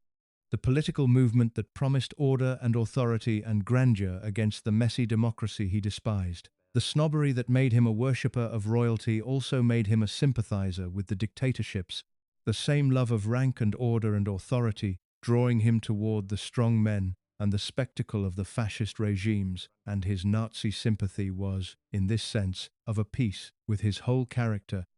the dark political expression of the anti-democratic snobbery that defined him. There is a further dimension to the darkness of Channon's politics, and it concerns the relationship between his political judgment and his social world, the way his appeasement and his Nazi sympathy reflected the attitudes of the fashionable establishment in which he moved. Channon was not alone in his susceptibility to the Nazi cause, not an isolated crank but a representative figure of a certain set of the British establishment, the fashionable and aristocratic circles in which sympathy for the dictatorships and support for appeasement were common, even respectable, positions. The set around the former King Edward VIII, the circle of Lady Cunard and the fashionable appeasers, the aristocratic world that Channon inhabited, was a world in which admiration for Nazi Germany and support for accommodation with Hitler were widespread, in which the representatives of the Nazi regime were socially courted, in which the rising dictatorships were regarded with sympathy rather than alarm. Channon's Nazi sympathy was the sympathy of his class and his set, the fashionable appeasement of the aristocratic establishment, and his diary documents not only his own susceptibility but the broader susceptibility of the world he moved in, the failure of a whole stratum of the British establishment to see and to oppose the Nazi menace. The diary is, in this sense, a record of the establishment's flirtation with fascism, the documentation of the fashionable appeasement and the social normalization of the Nazi regime that characterized a certain set of the British upper class in the years before the war. It must be acknowledged, in the interest of a complete and honest picture, that Channon's position shifted with the coming of the war. That when Britain finally went to war with Germany, he supported the war effort, that he was not a traitor or a continuing Nazi sympathizer through the years of the conflict. The susceptibility to the Nazi cause belonged primarily to the years before the war, the years of appeasement and the fashionable flirtation with fascism, and when the war came, Channon, like most of the appeasers, accepted it and supported his adopted country in its struggle. But the acknowledgement of this shift does not erase the gravity of the earlier failure, the susceptibility to the Nazi cause in the years when it mattered most, the years when clear-eyed observers should have seen and opposed the menace that Channon greeted with excitement.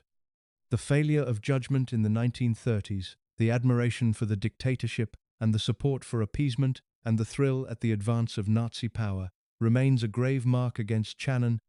a darkness at the center of his record that no later shift can erase, the moral failure of a man seduced by the glamour of fascism in the years before the catastrophe. This dark dimension of Channon, the appeaser behind the charming diarist, complicates the whole picture of the witness, and it must be held in mind in any assessment of his record of the royals and his place in history. The man who saw the royals at their worst, who recorded their follies and their failings with such an unsparing eye, was himself a figure of grave moral failing, a man whose political judgment led him into sympathy with the greatest evil of his age, whose snobbery and love of grandeur made him susceptible to the glamour of fascism, who greeted the advance of Hitler's Germany with excitement rather than horror. The witness was not innocent, not a neutral or admirable observer recording the failings of others from a position of moral clarity, but himself a deeply flawed figure, complicit in the establishment's flirtation with fascism, guilty of a moral failure far graver than the petty follies he chronicled. And this complicates the whole enterprise of his diary, because the record of the royals at their worst comes from a man who was, in his own judgment and his own sympathies, capable of something much worse. The charming chronicler of royal foibles who was also an appeaser seduced by Nazism. The darkness of Channon's politics was matched, in his private life, by a complexity and a secrecy of a different kind. The hidden reality of his own personal life, the affairs and the desires that he concealed from the world, even as he recorded everyone else's secrets. For Channon, the man who exposed the private lives of the royals, had a private life of his own that was, in the context of his age, dangerous and secret. A hidden reality that he could not reveal and that the law of his time condemned. It is to that private dimension of Channon, the secret life behind the social facade, that we must now turn, the personal reality of the man who recorded everyone's secrets while concealing his own. How Channon's private life unfolded behind the glittering social facade, what the hidden reality of his affairs and his desires reveals about the man and his age, and how the recorder of everyone's secrets lived with secrets of his own, is where the story turns next.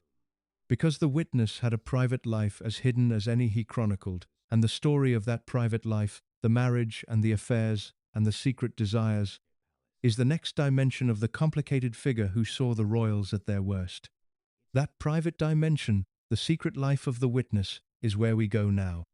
Behind the glittering social facade, behind the lavish dinners and the royal friendships and the relentless social climbing, Chips Channon lived a private life that was, in the context of his age, dangerous and hidden, a secret reality that the law of his time condemned and that the social world he inhabited could acknowledge only in the most discreet and unspoken way. The man who recorded everyone else's secrets had profound secrets of his own, and the story of his private life is the story of a double existence, the public figure and the hidden self, the recorder of secrets who lived in secret himself. Channon was bisexual, and his deepest emotional and romantic attachments were, for much of his life, to men.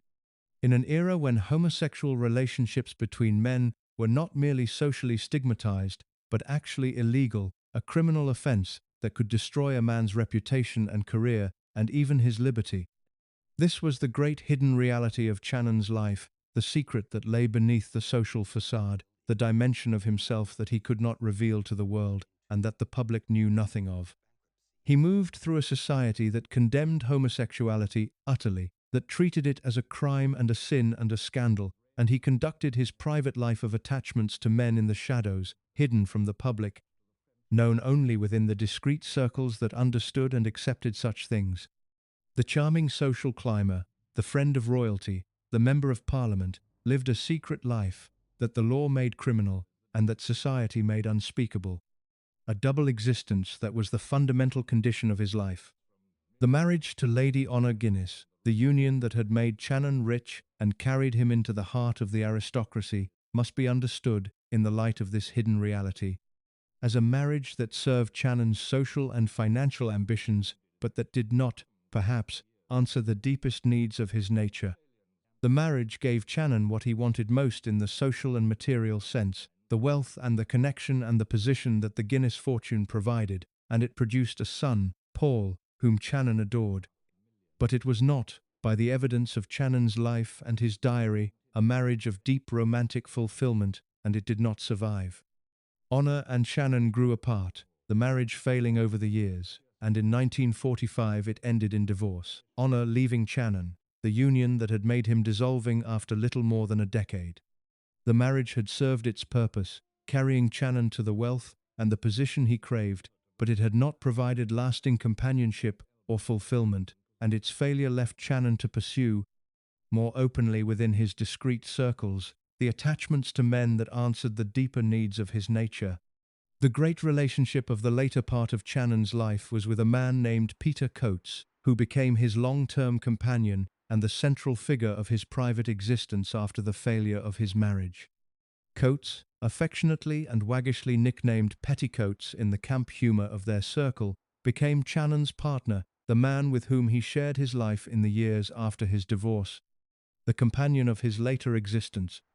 The relationship was, by the standards of the time, a kind of marriage, in all but name and law, a lasting partnership between two men conducted in the discreet manner that the age required, hidden from the public, but real and central to Channon's life. Peter Coates was the great companion of Channon's later years, the man who shared his home and his life, the central relationship of his private existence, and the partnership between them, conducted in the shadows that the law and society imposed, was one of the realities that the social facade concealed and that the diary, in its unexpurgated form, would one day reveal. There were other attachments, other relationships, and infatuations recorded in the diary with a candor that the public could not have imagined, including connections to figures who were themselves famous.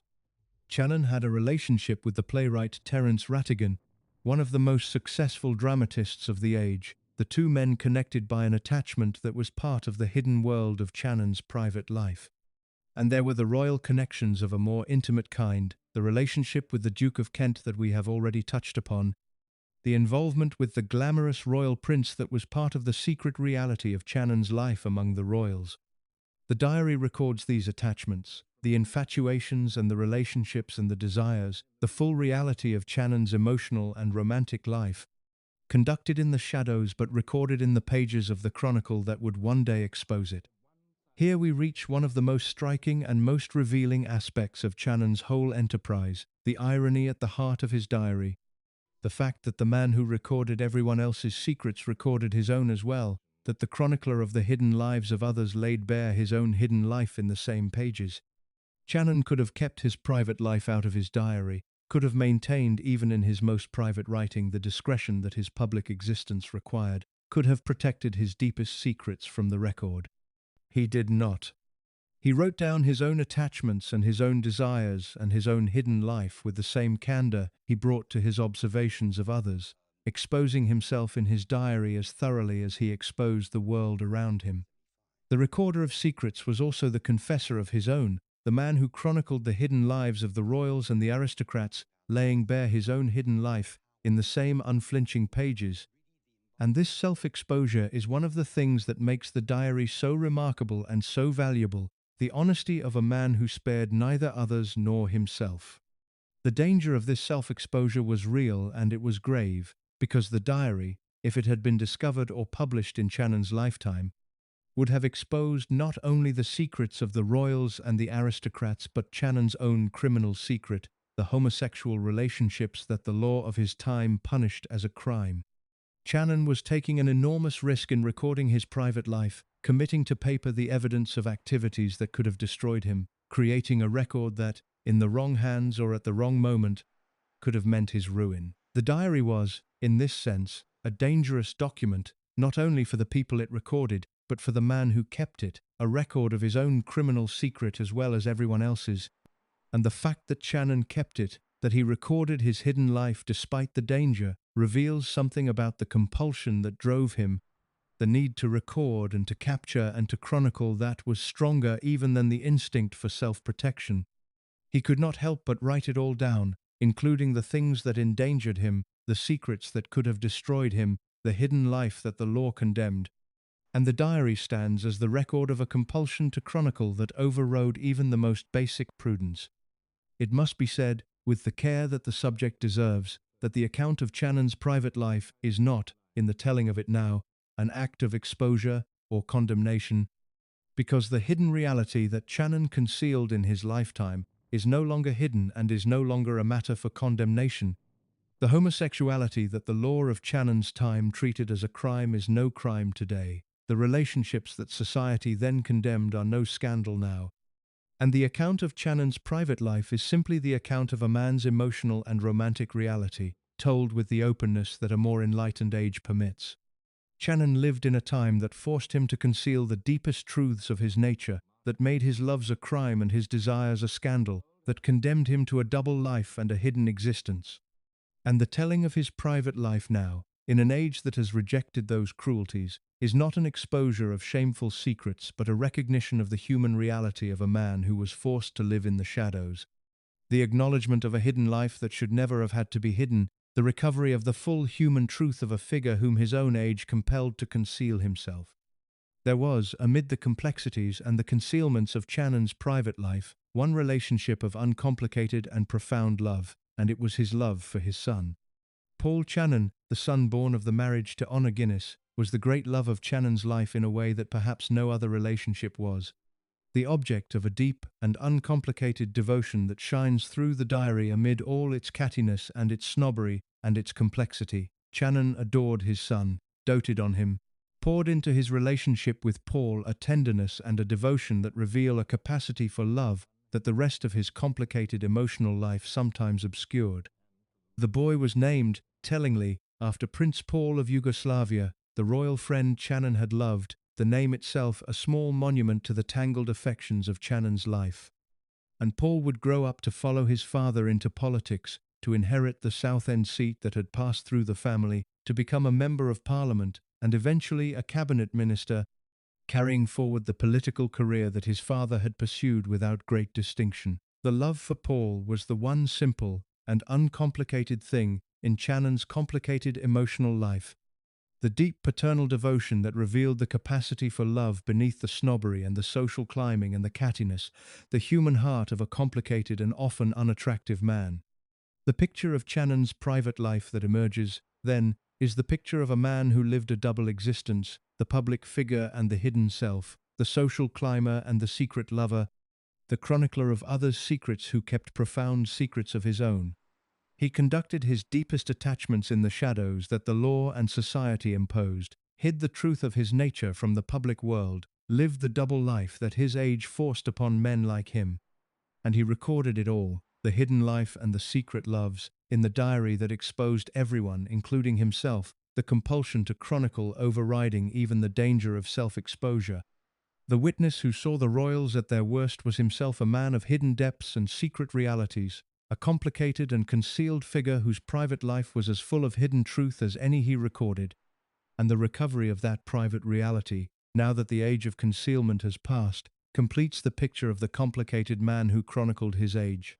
Channon's life, the social climbing and the royal friendships and the politics and the private complexities, unfolded against the backdrop of a changing world, and as the years passed, the glittering aristocratic world that he had worshipped and climbed into began to change and to fade, transformed by war and by the social upheavals of the 20th century. Channon, the chronicler of that world, recorded its transformation, the decline of the aristocratic order he loved, the passing of the glittering society he had given his life to enter, and his diary became, in its later years, an elegy for a vanishing world as much as a chronicle of a living one. It is to that later phase of Channon's life and his diary, the years of war and the decline of the world he loved, that we must now turn.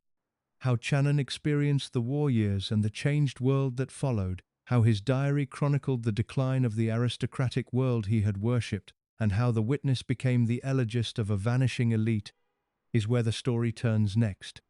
Because the glittering world Channon had climbed into was passing away, and his diary recorded its twilight, the chronicle becoming an elegy for the lost world of the aristocracy and the crown. That twilight of the world he loved is where we go now. The glittering world that Chips Channon had crossed an ocean to enter, the aristocratic and royal world he had worshipped and climbed into and made the subject of his chronicle, was passing away even as he recorded it. Transformed by the great upheavals of the 20th century, and the later years of his diary became, increasingly, the record of a vanishing world, an elegy for an order that was fading from the earth. Channon, who had given his whole life to entering that world, found himself in his later years its mournful chronicler, watching the decline of the glittering society he loved and recording its twilight with the sorrow of a man who saw his world dying around him. The great engine of the change was the Second World War, the catastrophe that transformed Britain and the world and that hastened the decline of the aristocratic order Channon worshipped. The war touched Channon's life directly, as it touched everyone's, and his diary records the experience of wartime London, the social and political life of the capital under the shadow of the conflict, observed by a man who continued even amid the war to move in the highest circles and to chronicle what he saw. The great figures of the war passed through his life and his diary, the politicians and the generals who were directing the struggle, and his house at Belgrave Square continued, even in wartime, to be a place where the powerful gathered. The General Lord Wavell, returning from his command in the Middle East, stayed with Channon for 3 months during the war, the great soldier a guest in the social climber's house, and Channon's diary recorded the wartime comings and goings of the powerful, the texture of life among the elite under the conditions of the great conflict. The war years brought, too, the political drama that Channon was uniquely placed to chronicle, the fall of the appeasing government he had supported and the rise of the wartime leadership that replaced it. Channon had been a devoted supporter of Neville Chamberlain and the policy of appeasement, and the coming of the war was the refutation of everything he and the appeasers had believed, the demonstration that Hitler could not be accommodated and that the policy of giving way had failed. The fall of Chamberlain in 1940, the collapse of the appeasing government and the rise of Winston Churchill to the wartime premiership was a drama that Channon experienced from close range. The defeat of the political cause he had championed, the discrediting of the appeasement he had supported. His diary records the political upheaval of these years, the fall of the men he had backed, and the rise of the wartime leadership, observed by a man whose own political judgment had been so thoroughly refuted by the coming of the war. There is a poignancy, even a justice, in the spectacle of the appeaser chronicling the failure of appeasement,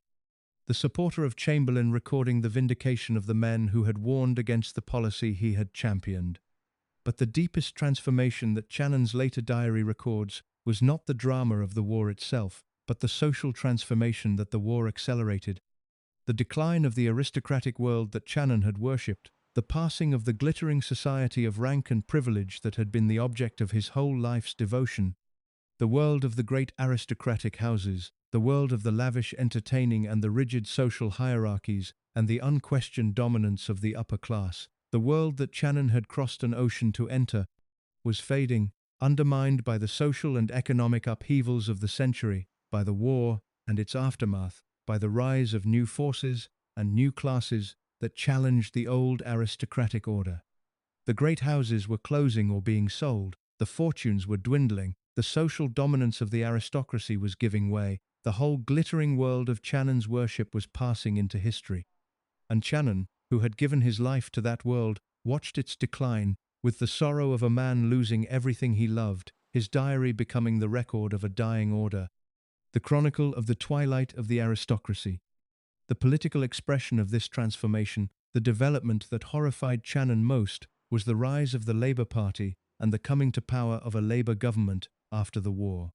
In 1945, in the general election that followed the end of the war in Europe, the British people turned away from Churchill and the Conservatives and gave a landslide victory to the Labour Party, electing a government committed to social transformation, to the building of a welfare state, to the reduction of the inequalities and the privileges that Channon's whole world was founded upon. For Channon, the snob who worshipped rank and despised the democratic and egalitarian forces of his age, who had dismissed the socialists as smelly, the Labour victory was a catastrophe. The triumph of everything he loathed, the coming to power of the forces of equality and social transformation that threatened the aristocratic order he loved. His diary records his horror at the Labour victory, his dismay at the rise of the egalitarian forces, his sense that the world was being turned upside down, the privileged order he worshipped giving way to the democratic and socialist forces he despised. The snob who had given his life to the aristocracy watched the coming of the welfare state with the horror of a man seeing his world destroyed, and his diary captures the dismay of the old order at the rise of the new. There is something revealing and something that complicates any simple sympathy for Channon in his horror at the Labour victory and the social transformations of the post-war years, because the forces that horrified him were forces of justice and equality, the building of a society that would lift the condition of the common people whom Channon despised. The welfare state that the Labour government built, the National Health Service, and the social insurance, and the reduction of the inequalities that had disfigured British society were genuine advances in human welfare, the lifting of the burdens of poverty and sickness and insecurity from the lives of ordinary people. And Channon, the snob, opposed them, dismayed by the rise of the forces of equality, horrified by the transformation of the privileged order he worshipped into a more just and equal society. His diary, in recording his horror at the post-war transformation, records the reaction of privilege against justice, the dismay of the old aristocratic order at the coming of a more equal world, and it reveals, once again, the unattractive core of Channon's values, the snobbery and the contempt for the common people that made him an enemy of the social progress of his age. And yet the later diary, for all the unattractiveness of Channon's reactionary horror, has a genuine elegiac power because it captures the real passing of a world, the genuine end of an order, the twilight of a glittering society that, whatever its injustices, possessed its own beauty and its own grandeur. The aristocratic world that Channon mourned was a world of profound inequality and privilege, a world founded on the dominance of a narrow elite and the subordination of the many, and its passing was, in the larger view, a development of justice and progress. But it was also a world of genuine beauty and grandeur, of great houses and magnificent collections and a refined and cultivated way of life, and its passing was the loss of something real, the end of a civilization that had its own achievements and its own splendors. And Channon, the worshipper of that world, captured its twilight with a genuine feeling for what was being lost, his diary becoming an elegy for a vanishing order, a record of the last days of the aristocratic civilization he had loved, valuable precisely because it preserves the texture and the feeling of a world that was passing into history. The elegiac quality of the later diary is bound up with the decline of Channon's own life and relevance, the fading of his own glittering existence as the world he had climbed into faded around him. Channon had built his life on the aristocratic world and the social position he had won within it, and as that world declined, so too did the foundations of his own existence, his relevance and his importance fading with the order he had served. The lavish entertaining could not continue as it had, the glittering society he had presided over was dispersing, the world in which he had been a central figure was passing away, and Channon found himself, in his later years, a figure of declining relevance, the chronicler of a vanishing world who was himself vanishing with it. His diary records this personal decline alongside the social one, the fading of his own existence as the world he loved faded, the twilight of the man matching the twilight of his world. The elegy for the aristocratic order, also an elegy for Channon's own glittering life. There is a deep poignancy in the figure of Channon in these later years, the social climber who had reached the summit only to watch the summit crumble beneath him, the worshipper of a world who lived to see that world pass away. He had given everything to enter the glittering aristocratic society, had crossed an ocean and remade himself and married for money, and climbed for decades to reach the heart of the world he worshipped. And he had reached it, had become a central figure of the establishment, had attained the glittering existence he had dreamed of. And then he had watched it fade, the world he had climbed into passing away around him, the order he worshipped declining, his own glittering life fading with the world that had sustained it. The triumph of his climbing turned, in the end, to the sorrow of watching his conquered world die, the social climber who had reached the summit, becoming the elegist of the summit's fall, and his diary captures this poignant arc, the chronicle of a world's twilight, written by a man whose own life was fading with it. By the 1950s, then, Channon was a figure of the past as much as the present, the chronicler of a vanished world, his great diary, increasingly a record of memory and decline rather than of living triumph.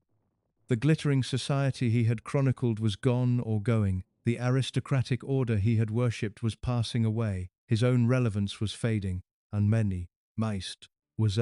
meist, I. And the diary that had recorded the brilliant social and political life of the interwar years had become the record of a twilight, the elegy for a lost world. Channon himself was approaching the end, his life drawing toward its close as the world he had loved drew toward its end, and the great chronicle he had kept for 40 years was approaching its final pages, the record of a man and a world passing together into history. How Channon's life came to its end, what became of the great diary he left behind, and how the chronicle of 40 years, at the heart of the establishment, first came to be published in a form that concealed as much as it revealed, is where the story turns next. Because Channon's death would leave behind the vast record he had kept, the 3 million words of candid chronicle, and the question of how that record would be published, what would be revealed, and what concealed, would become a consequential and a revealing matter, the fate of the diary as significant, in its way, as the life that produced it. That death, and the first guarded publication of the diary, is where we go now. Chips Channon died on the 7th of October, 1958, in London, 61 years old, the American social climber who had remade himself as an English gentleman, married into a great fortune,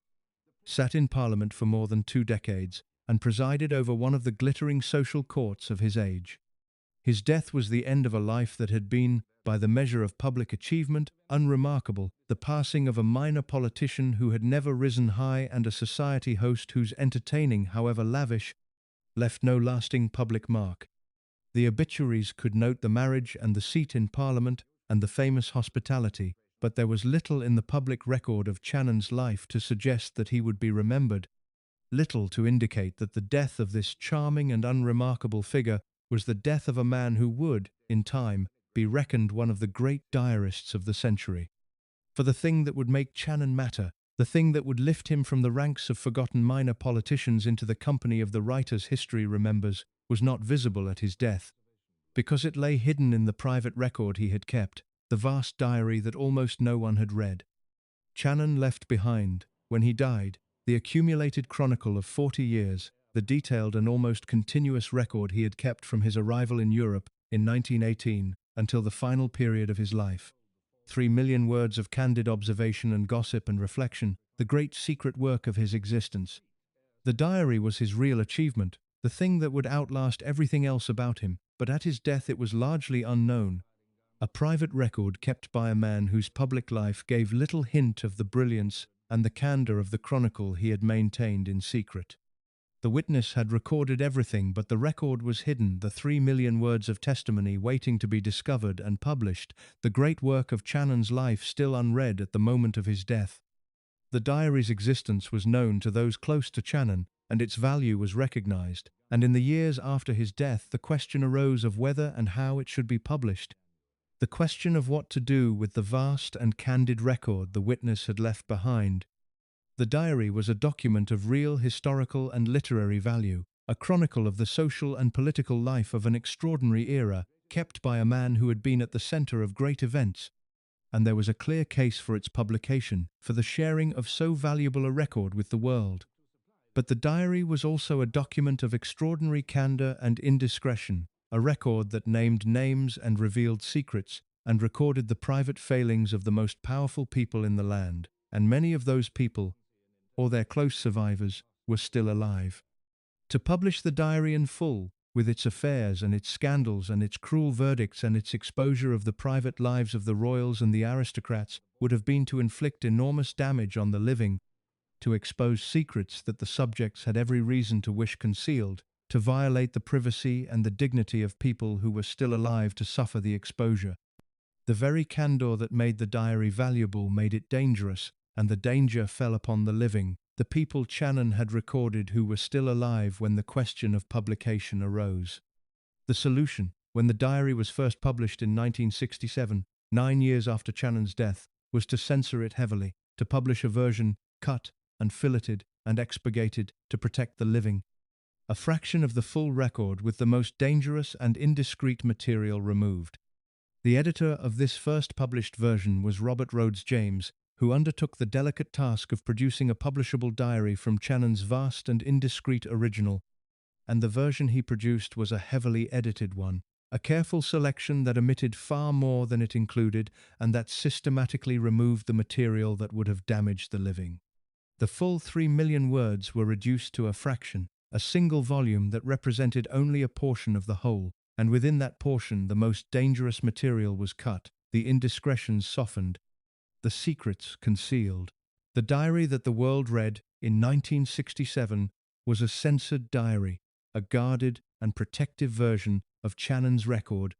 The candor of the original tamed and filtered to spare the living the exposure that the full record would have inflicted. The censorship took particular forms, and the things that were removed reveal what was considered too dangerous to publish, what secrets were judged too damaging to reveal while their subjects lived.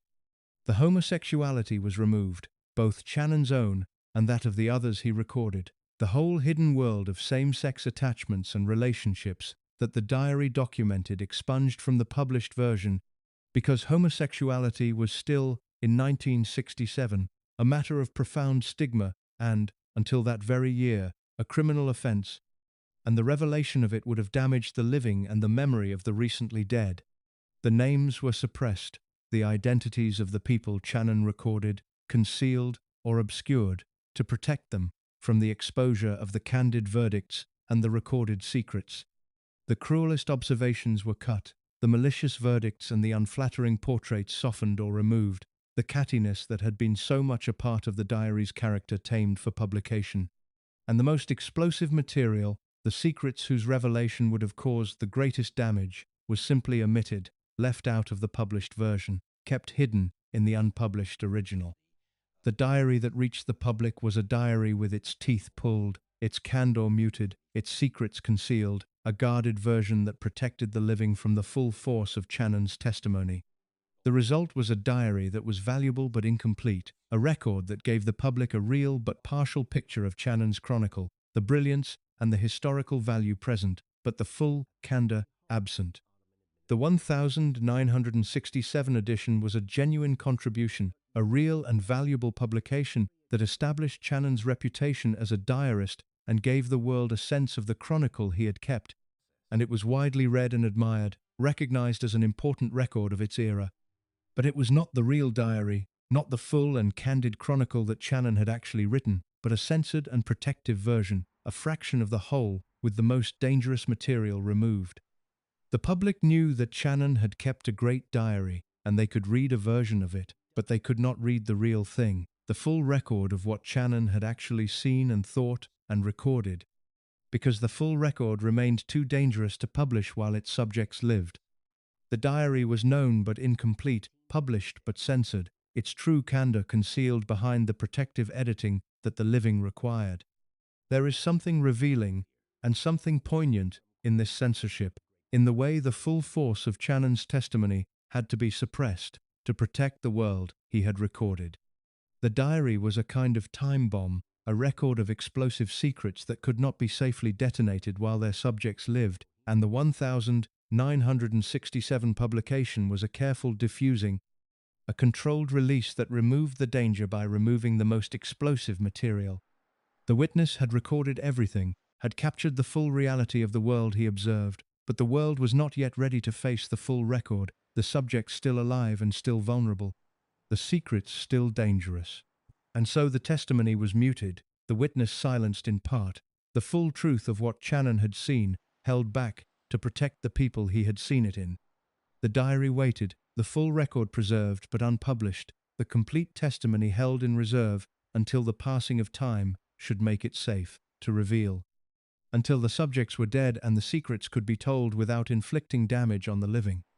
This is the strange afterlife of Channon's diary in the decades after his death, the existence of a great record known but incompletely published, a chronicle whose full candor remained concealed, a testimony waiting for the time when it could safely be revealed. The world knew of Channon the diarist, could read the censored version of his chronicle, recognized the value of the record he had kept. But the real diary, the full and candid and dangerous record of what Channon had actually seen, remained hidden, preserved in the unpublished original, waiting. The witness had recorded everything, but the full testimony was held back, the complete record of the royals at their worst, and the secrets of the aristocracy and Channon's own hidden life kept concealed. The time bomb diffused, the explosive truth held in reserve. And it would remain so for decades, the full diary unpublished, the real chronicle concealed, the complete testimony of the witness waiting for the passing of the generation he had recorded. The decades passed, and the world that Channon had chronicled receded further into history, and the people he had recorded began, one by one, to die.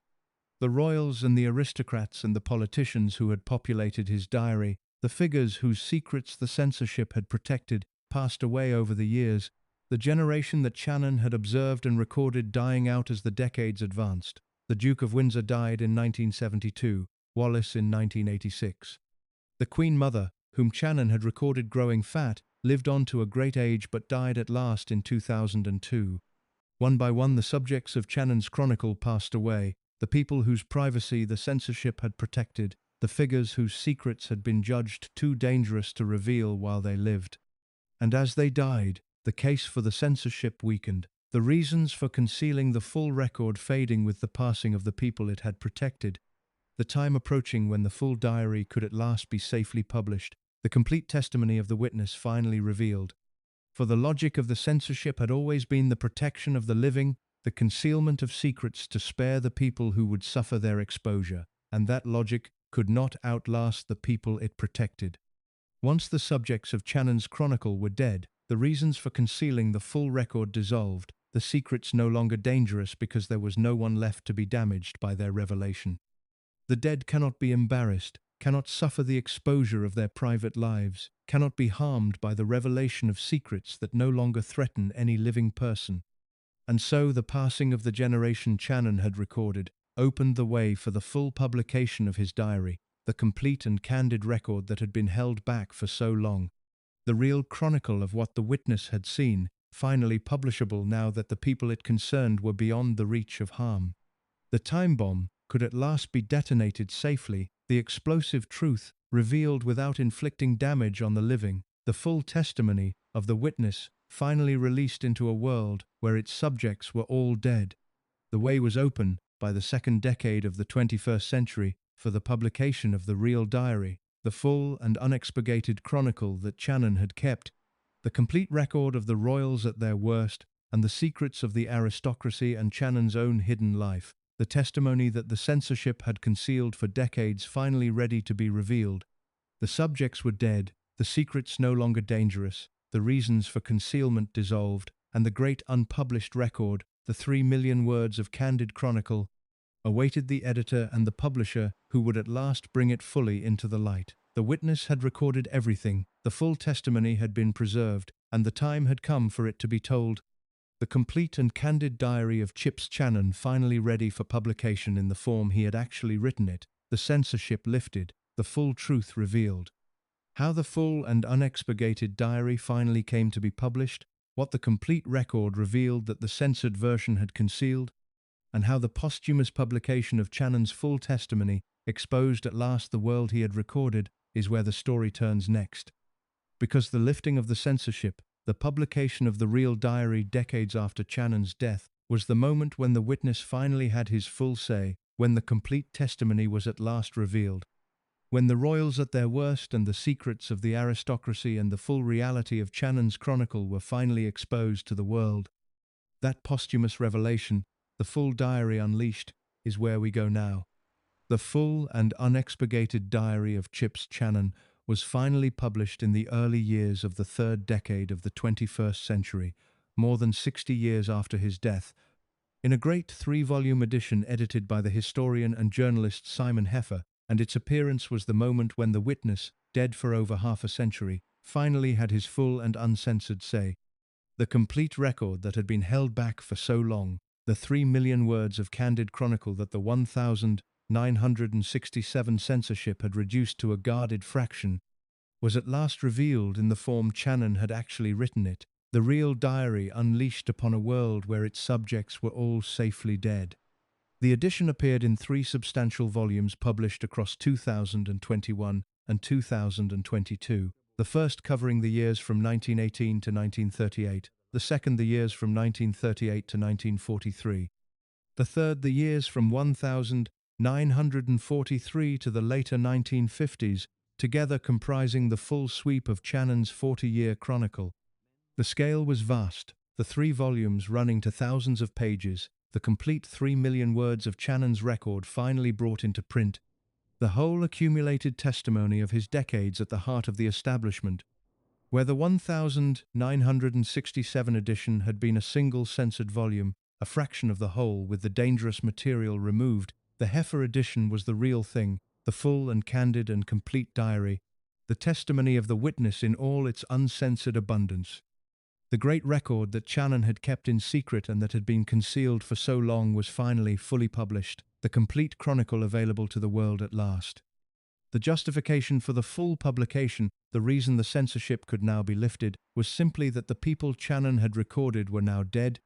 that the subjects whose privacy the 1967 censorship had protected had passed away in the intervening decades, that the secrets the diary contained could now be revealed without inflicting damage on any living person.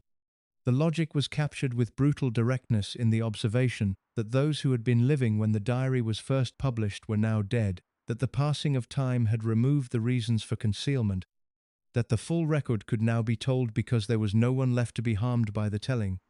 The censorship had been an act of protection for the living, and the living were now dead, and so the protection was no longer needed, the full testimony free to be revealed at last.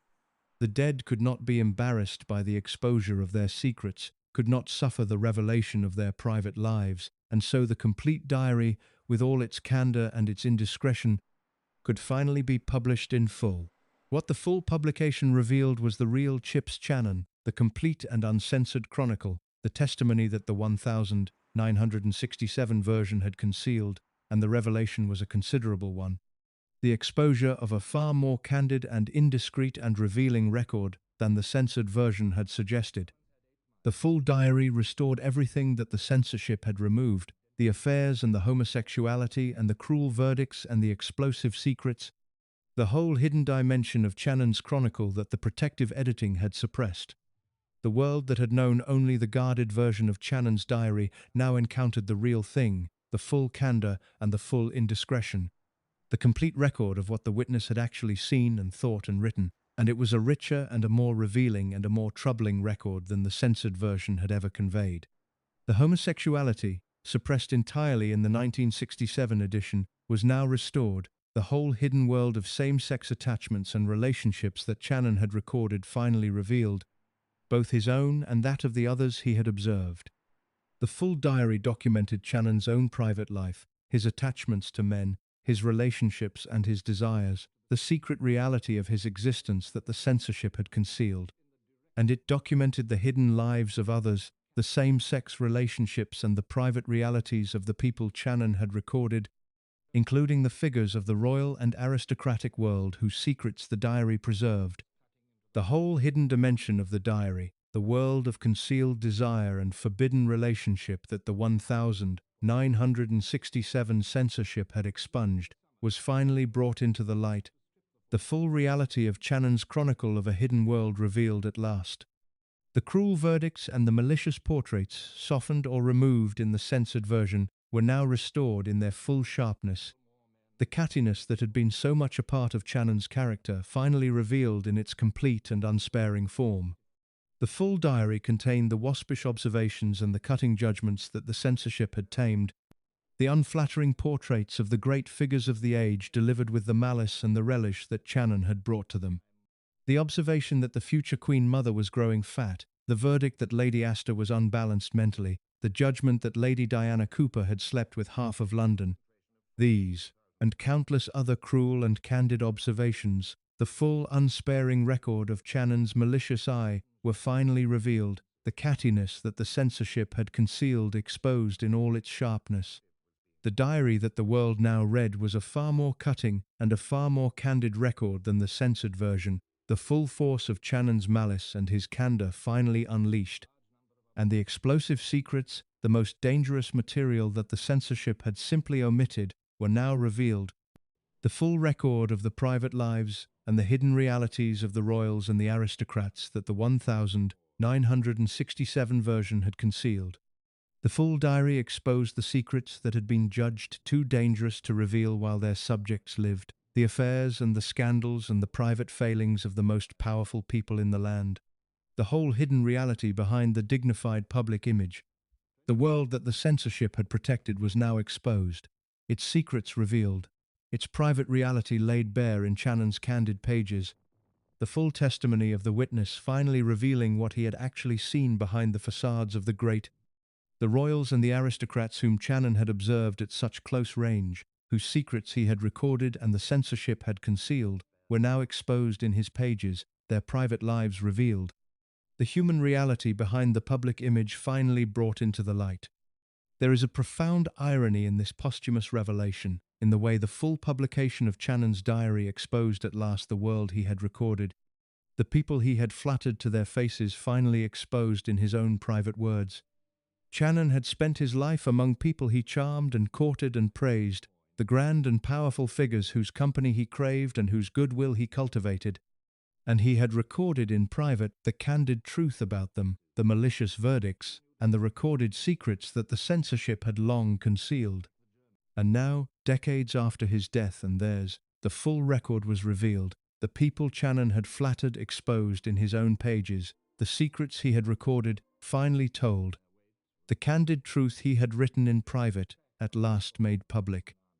The smiling courtier had recorded the truth about the world that embraced him, and that truth was now revealed. The people he had charmed to their faces exposed in the private chronicle he had kept of their failings, the witness having his full and final say decades after everyone involved had passed away.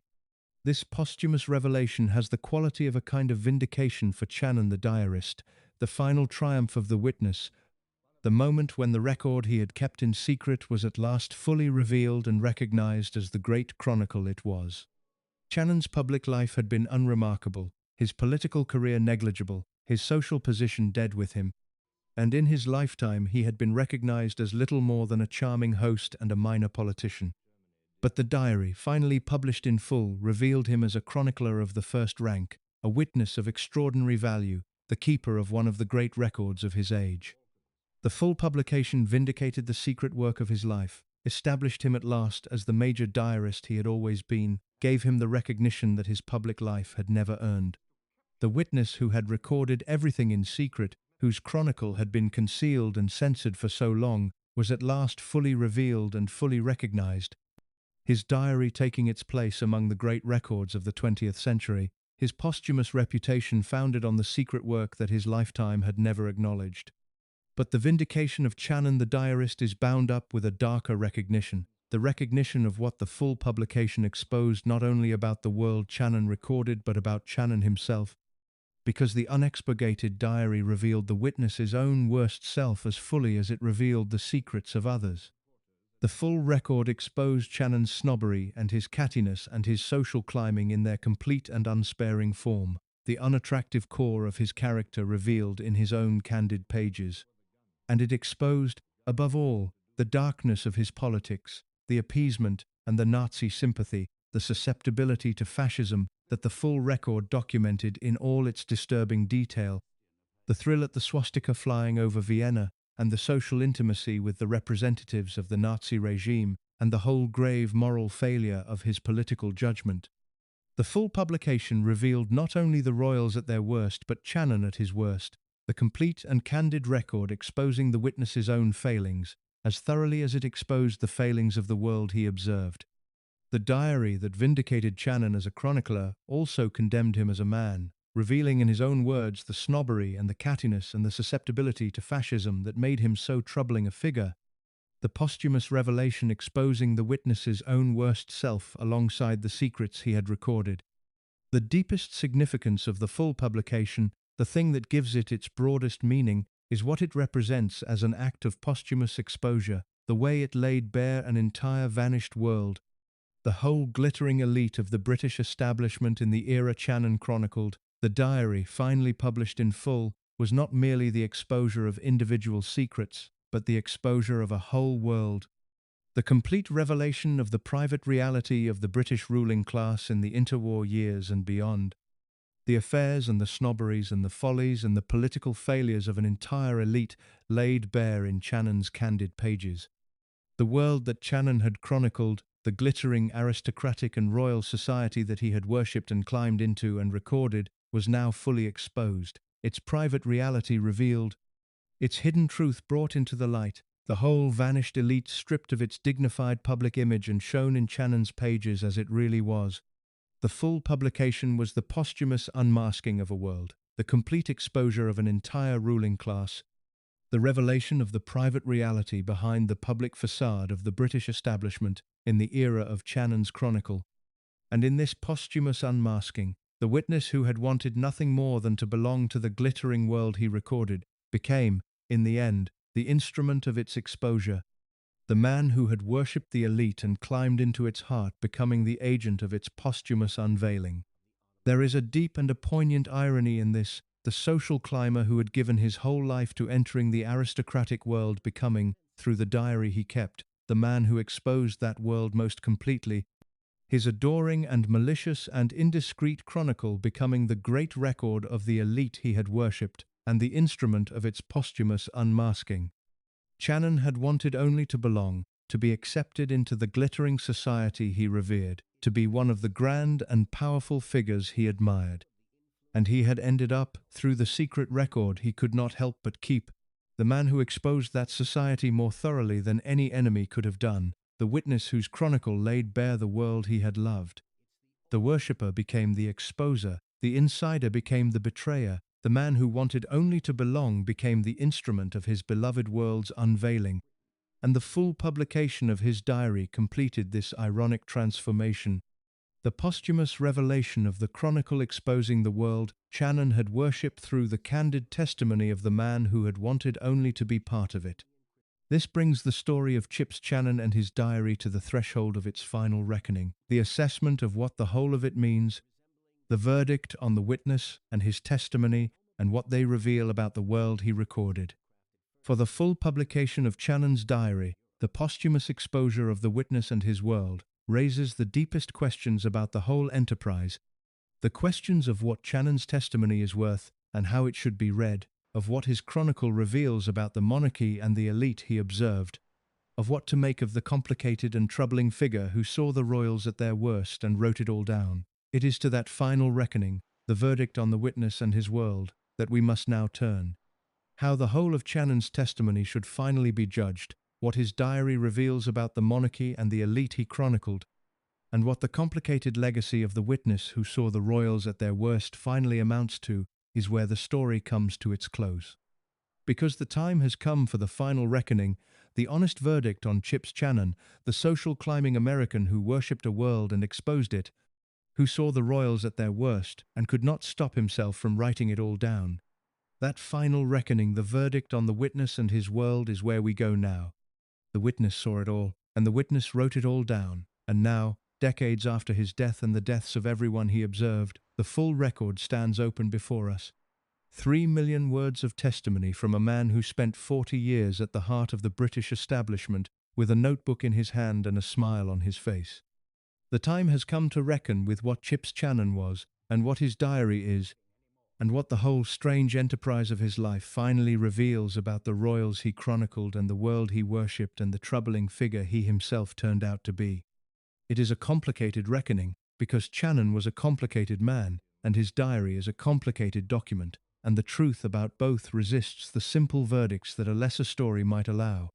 Begin with the plainest question, the question of whether the thing this whole account has claimed is actually true, whether Chips Channon really did see the royals at their worst and write it all down. And the answer in this case is yes, with a directness that distinguishes Channon's story from so many tales of royal scandal. He did see the royals at close range, in their private hours, with their masks off, in a way that almost no outsider ever managed. He was admitted to the inner sanctum, intimate with princes and kings, a neighbor and a friend and a confidant of the royal family, present in the relaxed and unguarded moments when the pageantry was set aside and the human beings beneath the crowns appeared. And he did write it all down, recording in his diary the private reality of the royal family, the follies and the vanities and the affairs and the failings that the dignified public image concealed. The claim is not an exaggeration or a sensational distortion. It is a plain account of what Channon did, the witness who penetrated the royal world and recorded its private truth, the chronicler who saw what the public never saw and committed it to paper. This makes Channon's story different from the kind of royal scandal that collapses under examination, the lurid tale that turns out to be gossip or invention or the inversion of the truth. Channon's diary is real, his access was real, his record of the royals is a genuine historical document of considerable value, the testimony of a witness who was actually there. The royals he recorded really did have the private lives he described, really were the flawed and human figures his diary captured, really did conceal behind their dignified public image the ordinary human reality that Channon observed and recorded. The title's claim is, in its essentials, accurate, and that accuracy is the foundation of everything that follows, because it means that Channon's diary is not a tissue of invention but a genuine record, a real testimony about the real private lives of the royal family, valuable precisely because it is true. And yet the accuracy of the basic claim does not settle the matter, because the question of how to read Channon's testimony, how much to trust it, and in what spirit to receive it, is a far more complicated question than the question of whether he saw and recorded the royals at all. For Channon's diary, real and valuable as it is not neutral truth, not the objective record of a disinterested observer,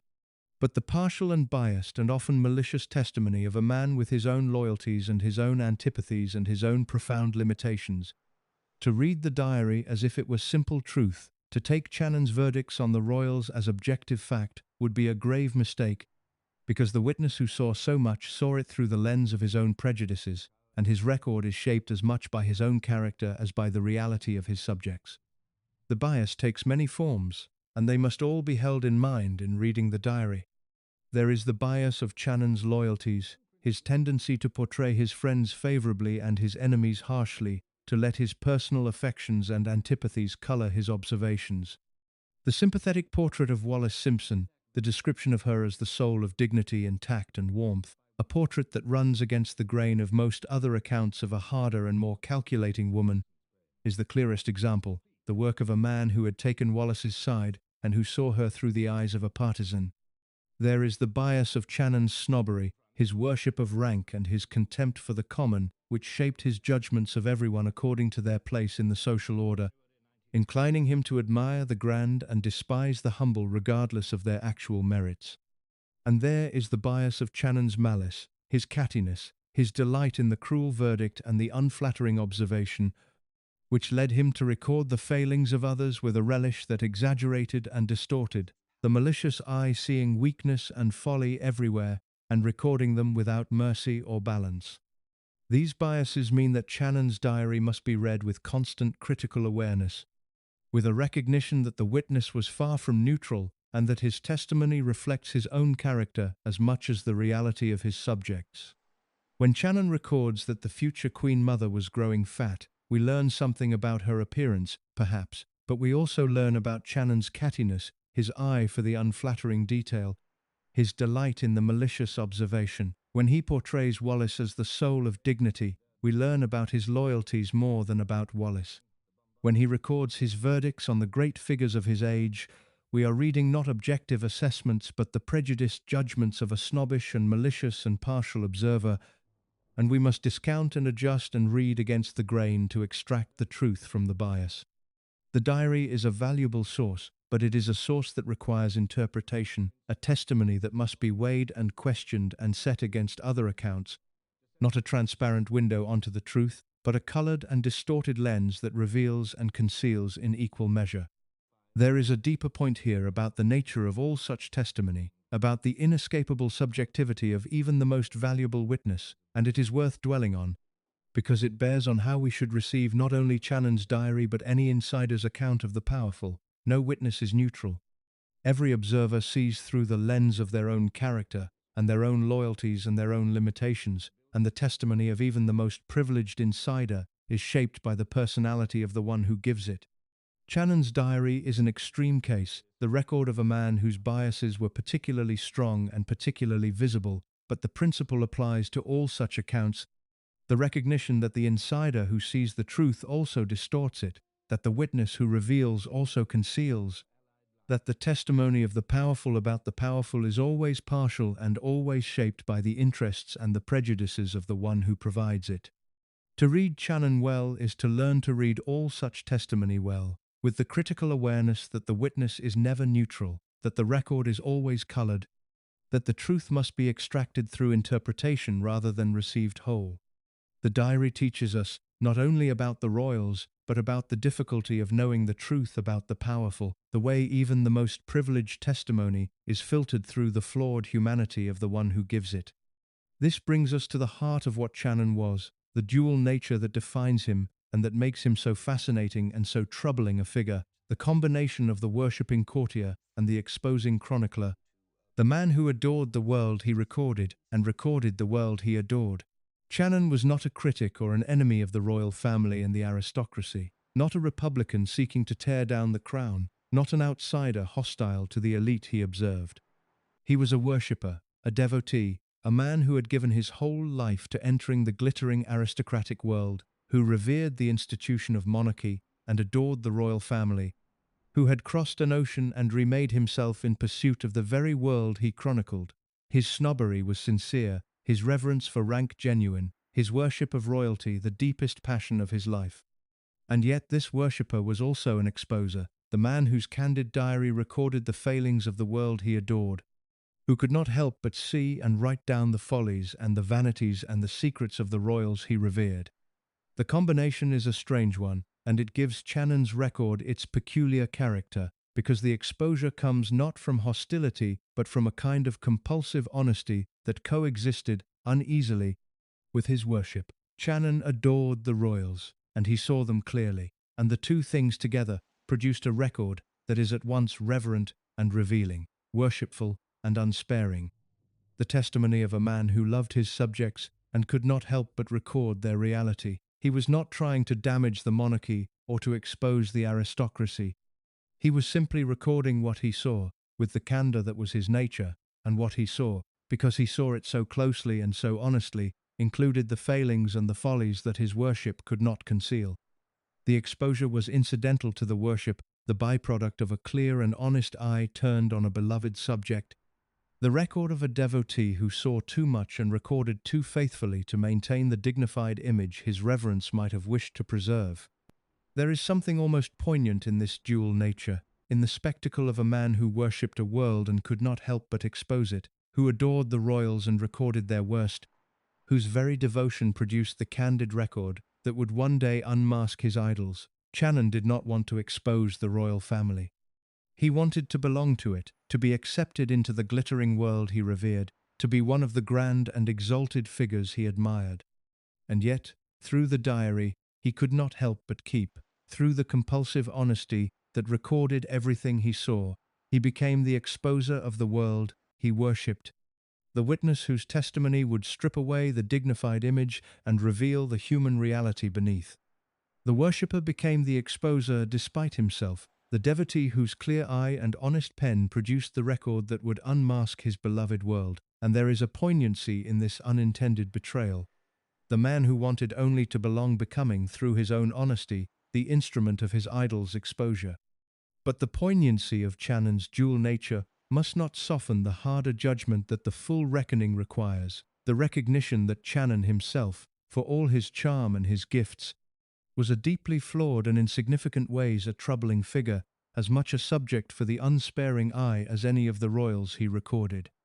For if Channon saw the royals at their worst, the full record reveals Channon at his worst as well, and the witness who exposed the failings of others was himself a man of grave failings. The chronicler whose own character and conduct deserve the same critical scrutiny he turned on his subjects. Consider first the snobbery, the worship of rank that was the organizing principle of Channon's whole life, and recognize it for the ugly thing it was. Channon's snobbery was not a harmless eccentricity but a genuine moral failing, a contempt for the common and a worship of the exalted that reflected a deep and unattractive distortion of values. He ranked human beings by their place in the social hierarchy, admired people in proportion to their grandeur, despised those beneath the social heights he had scaled. His dismissal of the socialists as smelly, his contempt for the democratic and egalitarian forces of his age, his horror at the post-war transformation that lifted the condition of the common people, all reflect a snobbery that was not merely silly but morally repugnant, the contempt of a man who worshipped privilege for the ordinary people whose welfare he disdained. The snobbery that drove Channon's social climbing was an ugly thing, a distortion of human values that placed rank above merit and grandeur above goodness. And it deserves not the indulgent smile that snobbery sometimes receives, but the recognition that it was a genuine failing, the unattractive core of a man who worshipped the wrong things. Consider next the social climbing itself, the relentless pursuit of grandeur and connection that defined Channon's life, and recognize the hollowness at its heart. Channon gave his whole life to climbing, to the pursuit of the glittering world he worshipped, to the acquisition of wealth and position and exalted company. He married for money and connection, used his wife's fortune to buy his way into society, cultivated the grand and the powerful with the calculation of a man for whom social advancement was the supreme goal. And the whole enterprise was, in the end, hollow, a pursuit of social grandeur that produced nothing of lasting value beyond the diary that was its incidental byproduct. The climbing of a man who reached the summit only to find that the summit was empty, that the glittering world he had pursued was a thing of surface and show, that his life of social triumph had amounted to little more than the accumulation of grand connections and lavish dinners. There is a hollowness at the heart of Channon's life, the emptiness of a man who gave everything to the pursuit of social grandeur and found, in the end, that the grandeur was hollow, the climbing a pursuit of nothing, the glittering world, a beautiful and empty show. And consider, above all, the darkness of Channon's politics, the appeasement and the susceptibility to fascism that mark him as a figure of grave moral failure. The witness who looked upon the greatest evil of his age and found in it something to admire. This is the heaviest charge against Channon, and it must not be softened or excused. The man who recorded the royals at their worst greeted the advance of Hitler's Germany with excitement, thrilled to the spectacle of the Nazi regime, socialized with its representatives, supported the appeasement that gave way to its demands, celebrated the flying of the swastika over a conquered Vienna. The aesthete who loved grandeur and order and spectacle was seduced by the glamour of fascism. His snobbery and his contempt for democracy and his susceptibility to the trappings of power, drawing him toward the murderous regime that promised order and authority against the messy democracy he despised. This was a grave moral failure, the failure to see and to oppose the greatest evil of the age, and it is the darkest mark against Channon. The recognition that the charming chronicler was complicit in his small way in the establishment's fatal flirtation with fascism, seduced by the glamour of a regime of unprecedented evil. So the witness who exposed the royals must himself be exposed. The chronicler who recorded the failings of others judged by the same unsparing standard he applied to his subjects, and the judgment is harsh. Channon was a snob whose worship of rank was a moral failing. He was a social climber whose life of pursuit was hollow. He was an appeaser seduced by fascism, complicit in the gravest moral failure of his generation. The man who saw the royals at their worst was, in his own character and his own conduct, a deeply flawed and troubling figure, as much a subject for critical scrutiny as any of the royals he recorded. The witness who was far from innocent, the chronicler whose own failings were graver than many of the follies he chronicled. To reckon honestly with Channon is to recognize this, to refuse the indulgence that his charm and his gifts might invite, to judge the witness by the same standard he applied to his subjects, and to find him wanting. This judgment of Channon, the man, leads to the deepest theme of his whole story, the theme of the diarist as witness and betrayer, the figure who records the world that trusts him and whose testimony is inseparable from a kind of treachery. For Channon's whole enterprise rested on a foundation of betrayal, the betrayal of the trust that the world he recorded had placed in him, the violation of the confidence of the people who welcomed him into their homes and their lives and did not know that they were being recorded. The royals and the aristocrats who admitted Channon to their company, who treated him as a friend and a confidant, who relaxed in his presence and revealed themselves to him in the intimacy of social life, did not consent to be chronicled, did not know that their indiscretions and their failings were being written down each night by the charming American who seemed so devoted to them. They trusted him, and he recorded them, and the record he kept was a betrayal of that trust, the testimony of a witness who turned the intimacy he had been granted into material for a chronicle that would one day expose the world that had embraced him. The ethics of this are genuinely troubling, and they deserve honest examination rather than easy resolution. There is a real question about whether what Channon did was a kind of treachery, whether the diarist who records the private confidences of the people who trust him is committing a betrayal, whether the testimony that violates the trust of its subjects is an act of dishonor however valuable the record it produces. The case against Channon is strong. He betrayed the trust of the world that embraced him, recorded the secrets of the people who welcomed him, turned the intimacy of friendship and social life into material for a chronicle that would expose his hosts and his friends. The people he recorded had a reasonable expectation that their private moments would remain private, that the confidence of social intimacy would be respected, that the friend at the dinner table was not a spy recording their failings, and Channon violated that expectation, betrayed that confidence, made the trust of his subjects into the foundation of a record that would one day reveal their secrets. There is a real treachery here, the betrayal of the witness, the dishonor of the man who records the world that trusts him not to. And yet the case is not so simple, because the betrayal that produced Channon's diary also produced a record of genuine and lasting value, a chronicle of an age that would otherwise be lost, a testimony that illuminates the private reality of a vanished world. The diary that betrayed its subjects is also a treasure, a great record of the social and political life of an extraordinary era, a document that historians and readers will value for as long as the period it chronicles remains of interest. The betrayal produced something valuable, the violation of trust yielded a genuine good, and this complicates the ethical judgment. because the treachery of the witness is inseparable from the value of his testimony. Without the betrayal, there would be no record.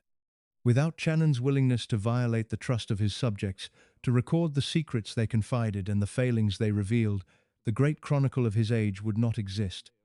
The betrayal and the value are bound together, the treachery and the treasure inseparable, and any honest judgment must hold both. The recognition that Channon betrayed the world that trusted him, and the recognition that the betrayal produced a record of genuine and lasting worth. There is a further complication that makes the judgment of Channon's betrayal still more difficult, and it is the fact that Channon betrayed himself along with everyone else, that the diary which exposed the secrets of others exposed its author's secrets as well. Channon did not spare himself in his chronicle. He recorded his own snobbery and his own social climbing and his own follies, and he recorded, in the full version that would one day be published, his own hidden life, his attachments to men, his secret desires, the private reality that the law of his time made criminal and that society made unspeakable. The witness who betrayed the secrets of others betrayed his own as well, exposed himself in his pages as thoroughly as he exposed the world around him, committed to paper the evidence of his own hidden life despite the danger that such exposure carried. This self-betrayal complicates the charge of treachery, because a man who records his own secrets along with everyone else's is not simply a traitor to others but a kind of universal confessor, a witness who spares no one, including himself, who exposes his own hidden reality with the same candor he turns on his subjects. The betrayal was not the selective treachery of a man protecting himself while exposing others, but the comprehensive candor of a chronicler who recorded everything, the failings of others and his own failings together, the secrets of the world and his own secrets in the same unsparing pages. This self-exposure is, in a way, Channon's redemption, the thing that lifts his betrayal from simple treachery into something more complex and more honorable, because the witness who exposes himself along with his subjects is not a spy or a traitor in the ordinary sense, but a chronicler whose honesty extends to himself, whose candor spares no one, who records the truth as he sees it, including the truth about himself. Channon could have kept a self-protective diary, could have recorded the failings of others while concealing his own, could have made himself the virtuous observer of a flawed world. He did not. He recorded his own flaws and his own secrets and his own hidden life with the same honesty he brought to his observations of others, and this comprehensive candor, this refusal to spare himself, redeems the betrayal in part, transforming the treacherous spy into the honest witness who tells the whole truth, including the truth that damns himself. The diary betrays everyone, including its author, and the inclusion of the author in the betrayal is what makes it, in the end, a work of honesty rather than mere treachery, the testimony of a man who recorded the truth about his world and about himself without flinching from either. The deepest significance of Channon's diary, the thing that gives it its broadest meaning beyond the specific secrets and the individual failings, is what it represents as a record of an entire world. The way the full publication of his chronicle laid bare a whole vanished elite, the complete reality of the British ruling class in the era he observed.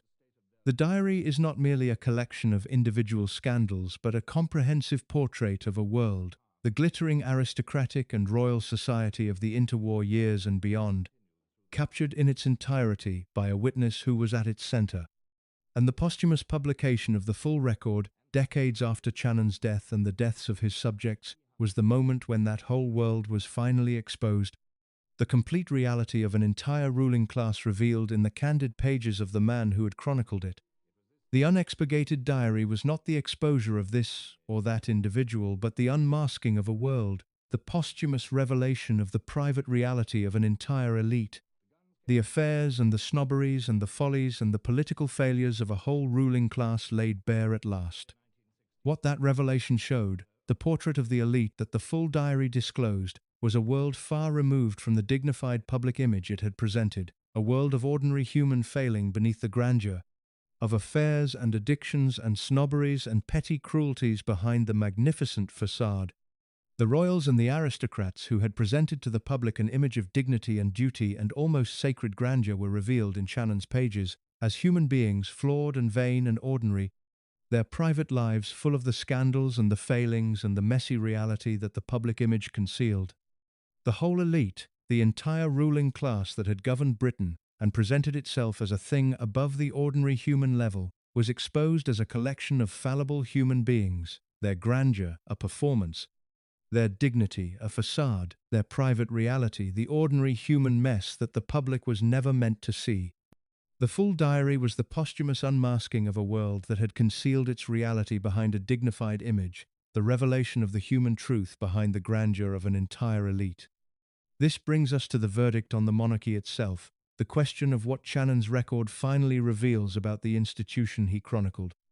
And here it is important to be measured and honest rather than sensational, to draw the true conclusion rather than the dramatic one.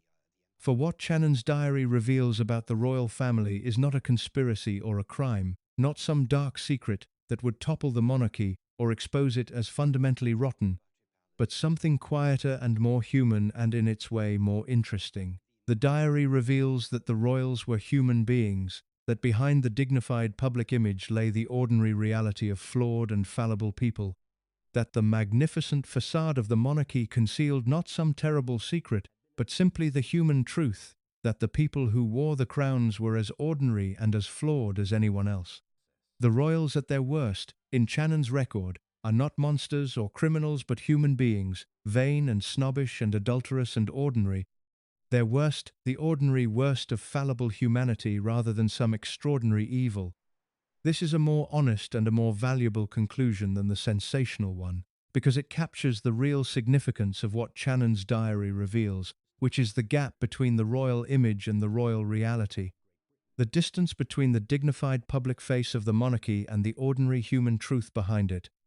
The monarchy's authority rested on the maintenance of the dignified image, on the public's belief in the exalted nature of the royal family,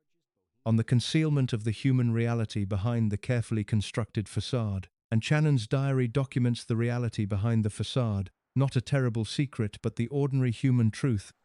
the affairs and the follies and the failings of people who were presented as something more than human but who were, in their private hours, all too human. The diary reveals the performance at the heart of monarchy, the way the institution depends on the maintenance of an image that conceals the ordinary reality. The gap between the magnificent public face and the human truth behind it, and this revelation of the gap, the documentation of the performance and the reality it conceals, is the diary's deepest and most valuable disclosure about the nature of the crown. There is a real insight here about the nature of monarchy and indeed of all such institutions, about the way they depend on the maintenance of an image that conceals the ordinary human reality of the people who embody them.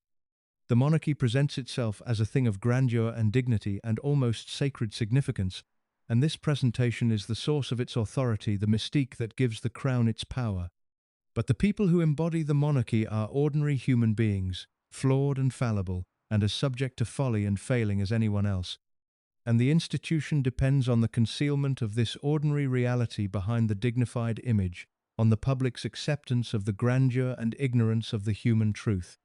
Channon's diary, by documenting the reality behind the image, exposes this dependence, reveals the performance at the heart of the institution, shows how the grandeur of monarchy is a constructed thing that conceals the ordinary humanity of its embodiment. And this insight, the recognition of the gap between image and reality, the documentation of the performance that monarchy requires, is the diary's most valuable contribution to our understanding of the crown. More valuable than any individual scandal, the disclosure of the fundamental nature of an institution that depends on the concealment of the ordinary human truth behind a magnificent facade. The honest verdict on the monarchy, then, drawn from Channon's record, is not a verdict of condemnation or scandal but a verdict of disenchantment, the stripping away of the mystique to reveal the ordinary human reality beneath, the recognition that the royals were human beings and the monarchy a performance, and the grandeur a facade that concealed the ordinary truth. This is not a hostile verdict, not the indictment of an enemy seeking to topple the crown, but the disenchanted recognition of a witness who saw behind the image and recorded the reality, the truth that the royals were human and the grandeur a construction and the dignity a performance. And it is, in the end, a more interesting and a more valuable truth than any scandal could provide, because it goes to the nature of the institution itself. The way monarchy depends on the maintenance of an image that conceals the ordinary humanity of its embodiment, the gap between the magnificent face and the human truth that Channon's diary so thoroughly documents. And now we come to the final irony, the deepest and the most poignant truth of Channon's whole story, the irony of the worshipper who became the exposer, the man who wanted only to belong and who ended up unmasking the world he longed to join. For Channon's whole life was a pursuit of belonging, a desperate and sustained effort to enter the glittering world he worshipped, to be accepted into the aristocratic and royal society he revered, to be one of the grand and exalted figures he admired. He crossed an ocean in pursuit of this belonging. He remade himself entirely, erasing his American origins and constructing an English aristocratic identity. He married for money and connection, climbed for decades, gave his whole life to the achievement of acceptance into the world he adored. And he achieved it, reached the summit of his climbing, became a central figure of the establishment, attained the belonging he had pursued for so long. The worshipper became an insider, the climber reached the heights, the man who longed to belong was admitted at last to the world he revered. And then, through the diary he could not help but keep, the worshipper became the exposer of the world he had longed to join, the insider became the instrument of his beloved world's unmasking. The man who wanted only to belong became the witness whose testimony would strip away the dignity of the elite he had worshipped. There is a profound irony in this, the deepest truth of Channon's story, the way his pursuit of belonging produced, through the chronicle that was its incidental byproduct, the exposure of the world he had pursued. He had wanted to be accepted into the glittering society, to be one of the grand figures he admired, to belong to the world he worshipped. And he had ended up, through the secret record he could not help but keep, the man who exposed that society more thoroughly than any enemy could have done. The witness whose candid chronicle laid bare the world he had longed to join, the worshipper who became, despite himself, the instrument of his idol's unmasking. The irony deepens when we consider that Channon's exposure of the world he worshipped was not an act of hostility or revenge, but the byproduct of the very devotion that drove his pursuit of belonging. Channon did not expose the elite out of resentment at his treatment, did not turn on the world that embraced him out of bitterness or spite. He exposed it through the compulsive honesty of a chronicler who recorded everything he saw, the candor that was inseparable from his nature, the same eye and the same pen that recorded his worship recording, also the reality his worship could not conceal. The exposure flowed from the devotion, the unmasking from the worship, the betrayal from the very love that had driven Channon's pursuit of the world he chronicled. He loved the glittering world, and he saw it clearly, and the two things together produced the record that would expose it. The worshipper whose clear-eyed devotion yielded the testimony that unmasked his beloved world. There is no greater irony than this. The lover who exposes the beloved through the very clarity of his love. The worshipper whose devotion produces the unmasking. The man who wanted only to belong, becoming, through the honesty that was part of his nature, the instrument of his adored world's exposure. And there is a final poignancy in the recognition that Channon, who valued his social triumphs above everything, who gave his life to the pursuit of belonging and grandeur, achieved his lasting significance, not through the social climbing he prized, but through the diary he kept almost as an afterthought, the secret record that was the incidental byproduct of his glittering life. Channon would have wished to be remembered, if he thought about it at all, as a figure of the establishment, a central player in the social and political world he had climbed into,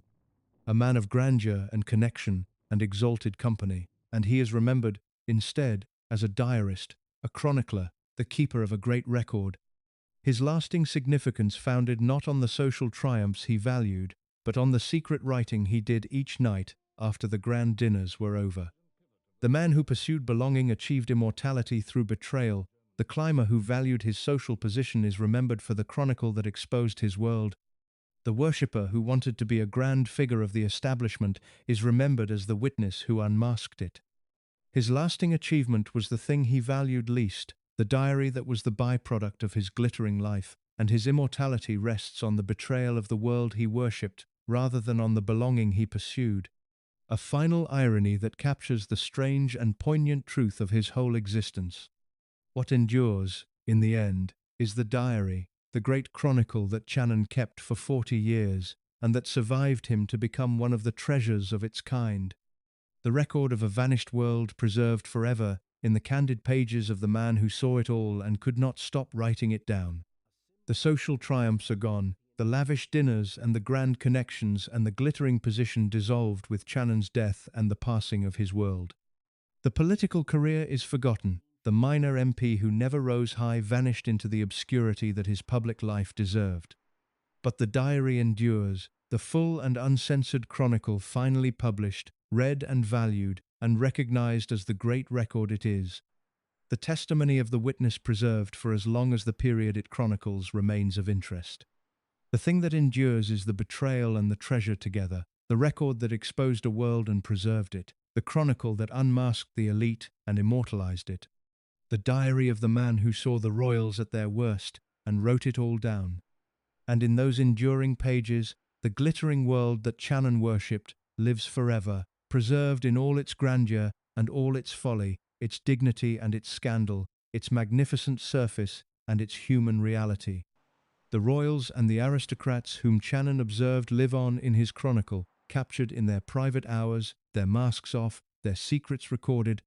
the human beings behind the crowns preserved forever in the candid testimony of the witness who saw them clearly. The vanished elite, the lost world of the interwar aristocracy and the royal society Channon adored, survives in his pages, its reality documented, its truth preserved. The whole glittering and flawed and human world immortalized in the chronicle of the man who gave his life to enter it and his honesty to expose it. The diary is the monument to that world, the record that preserves it forever, the testimony that keeps the vanished elite alive in all its grandeur and all its failing, captured for eternity by the witness who saw the royals at their worst and could not, for all his worship, stop himself from writing it down. He was a snob and a climber and an appeaser, a flawed and troubling and often unattractive man, the American who betrayed his origins and worshipped the wrong things and was seduced by the glamour of fascism.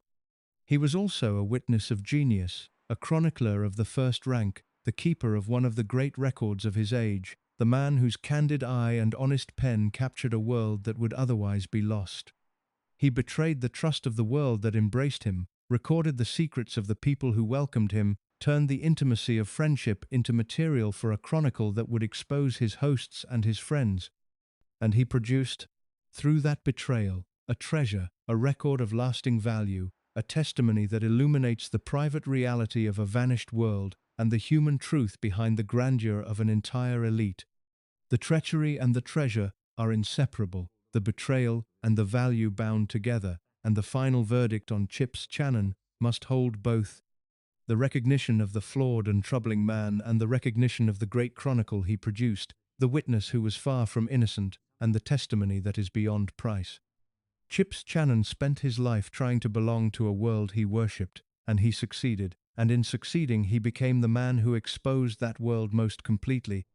His adoring and malicious and indiscreet chronicle, the great record of the elite he revered and the instrument of its posthumous unmasking. He saw the royals at their worst, in their private hours, with their masks off, the human beings behind the crowns, and he wrote it all down,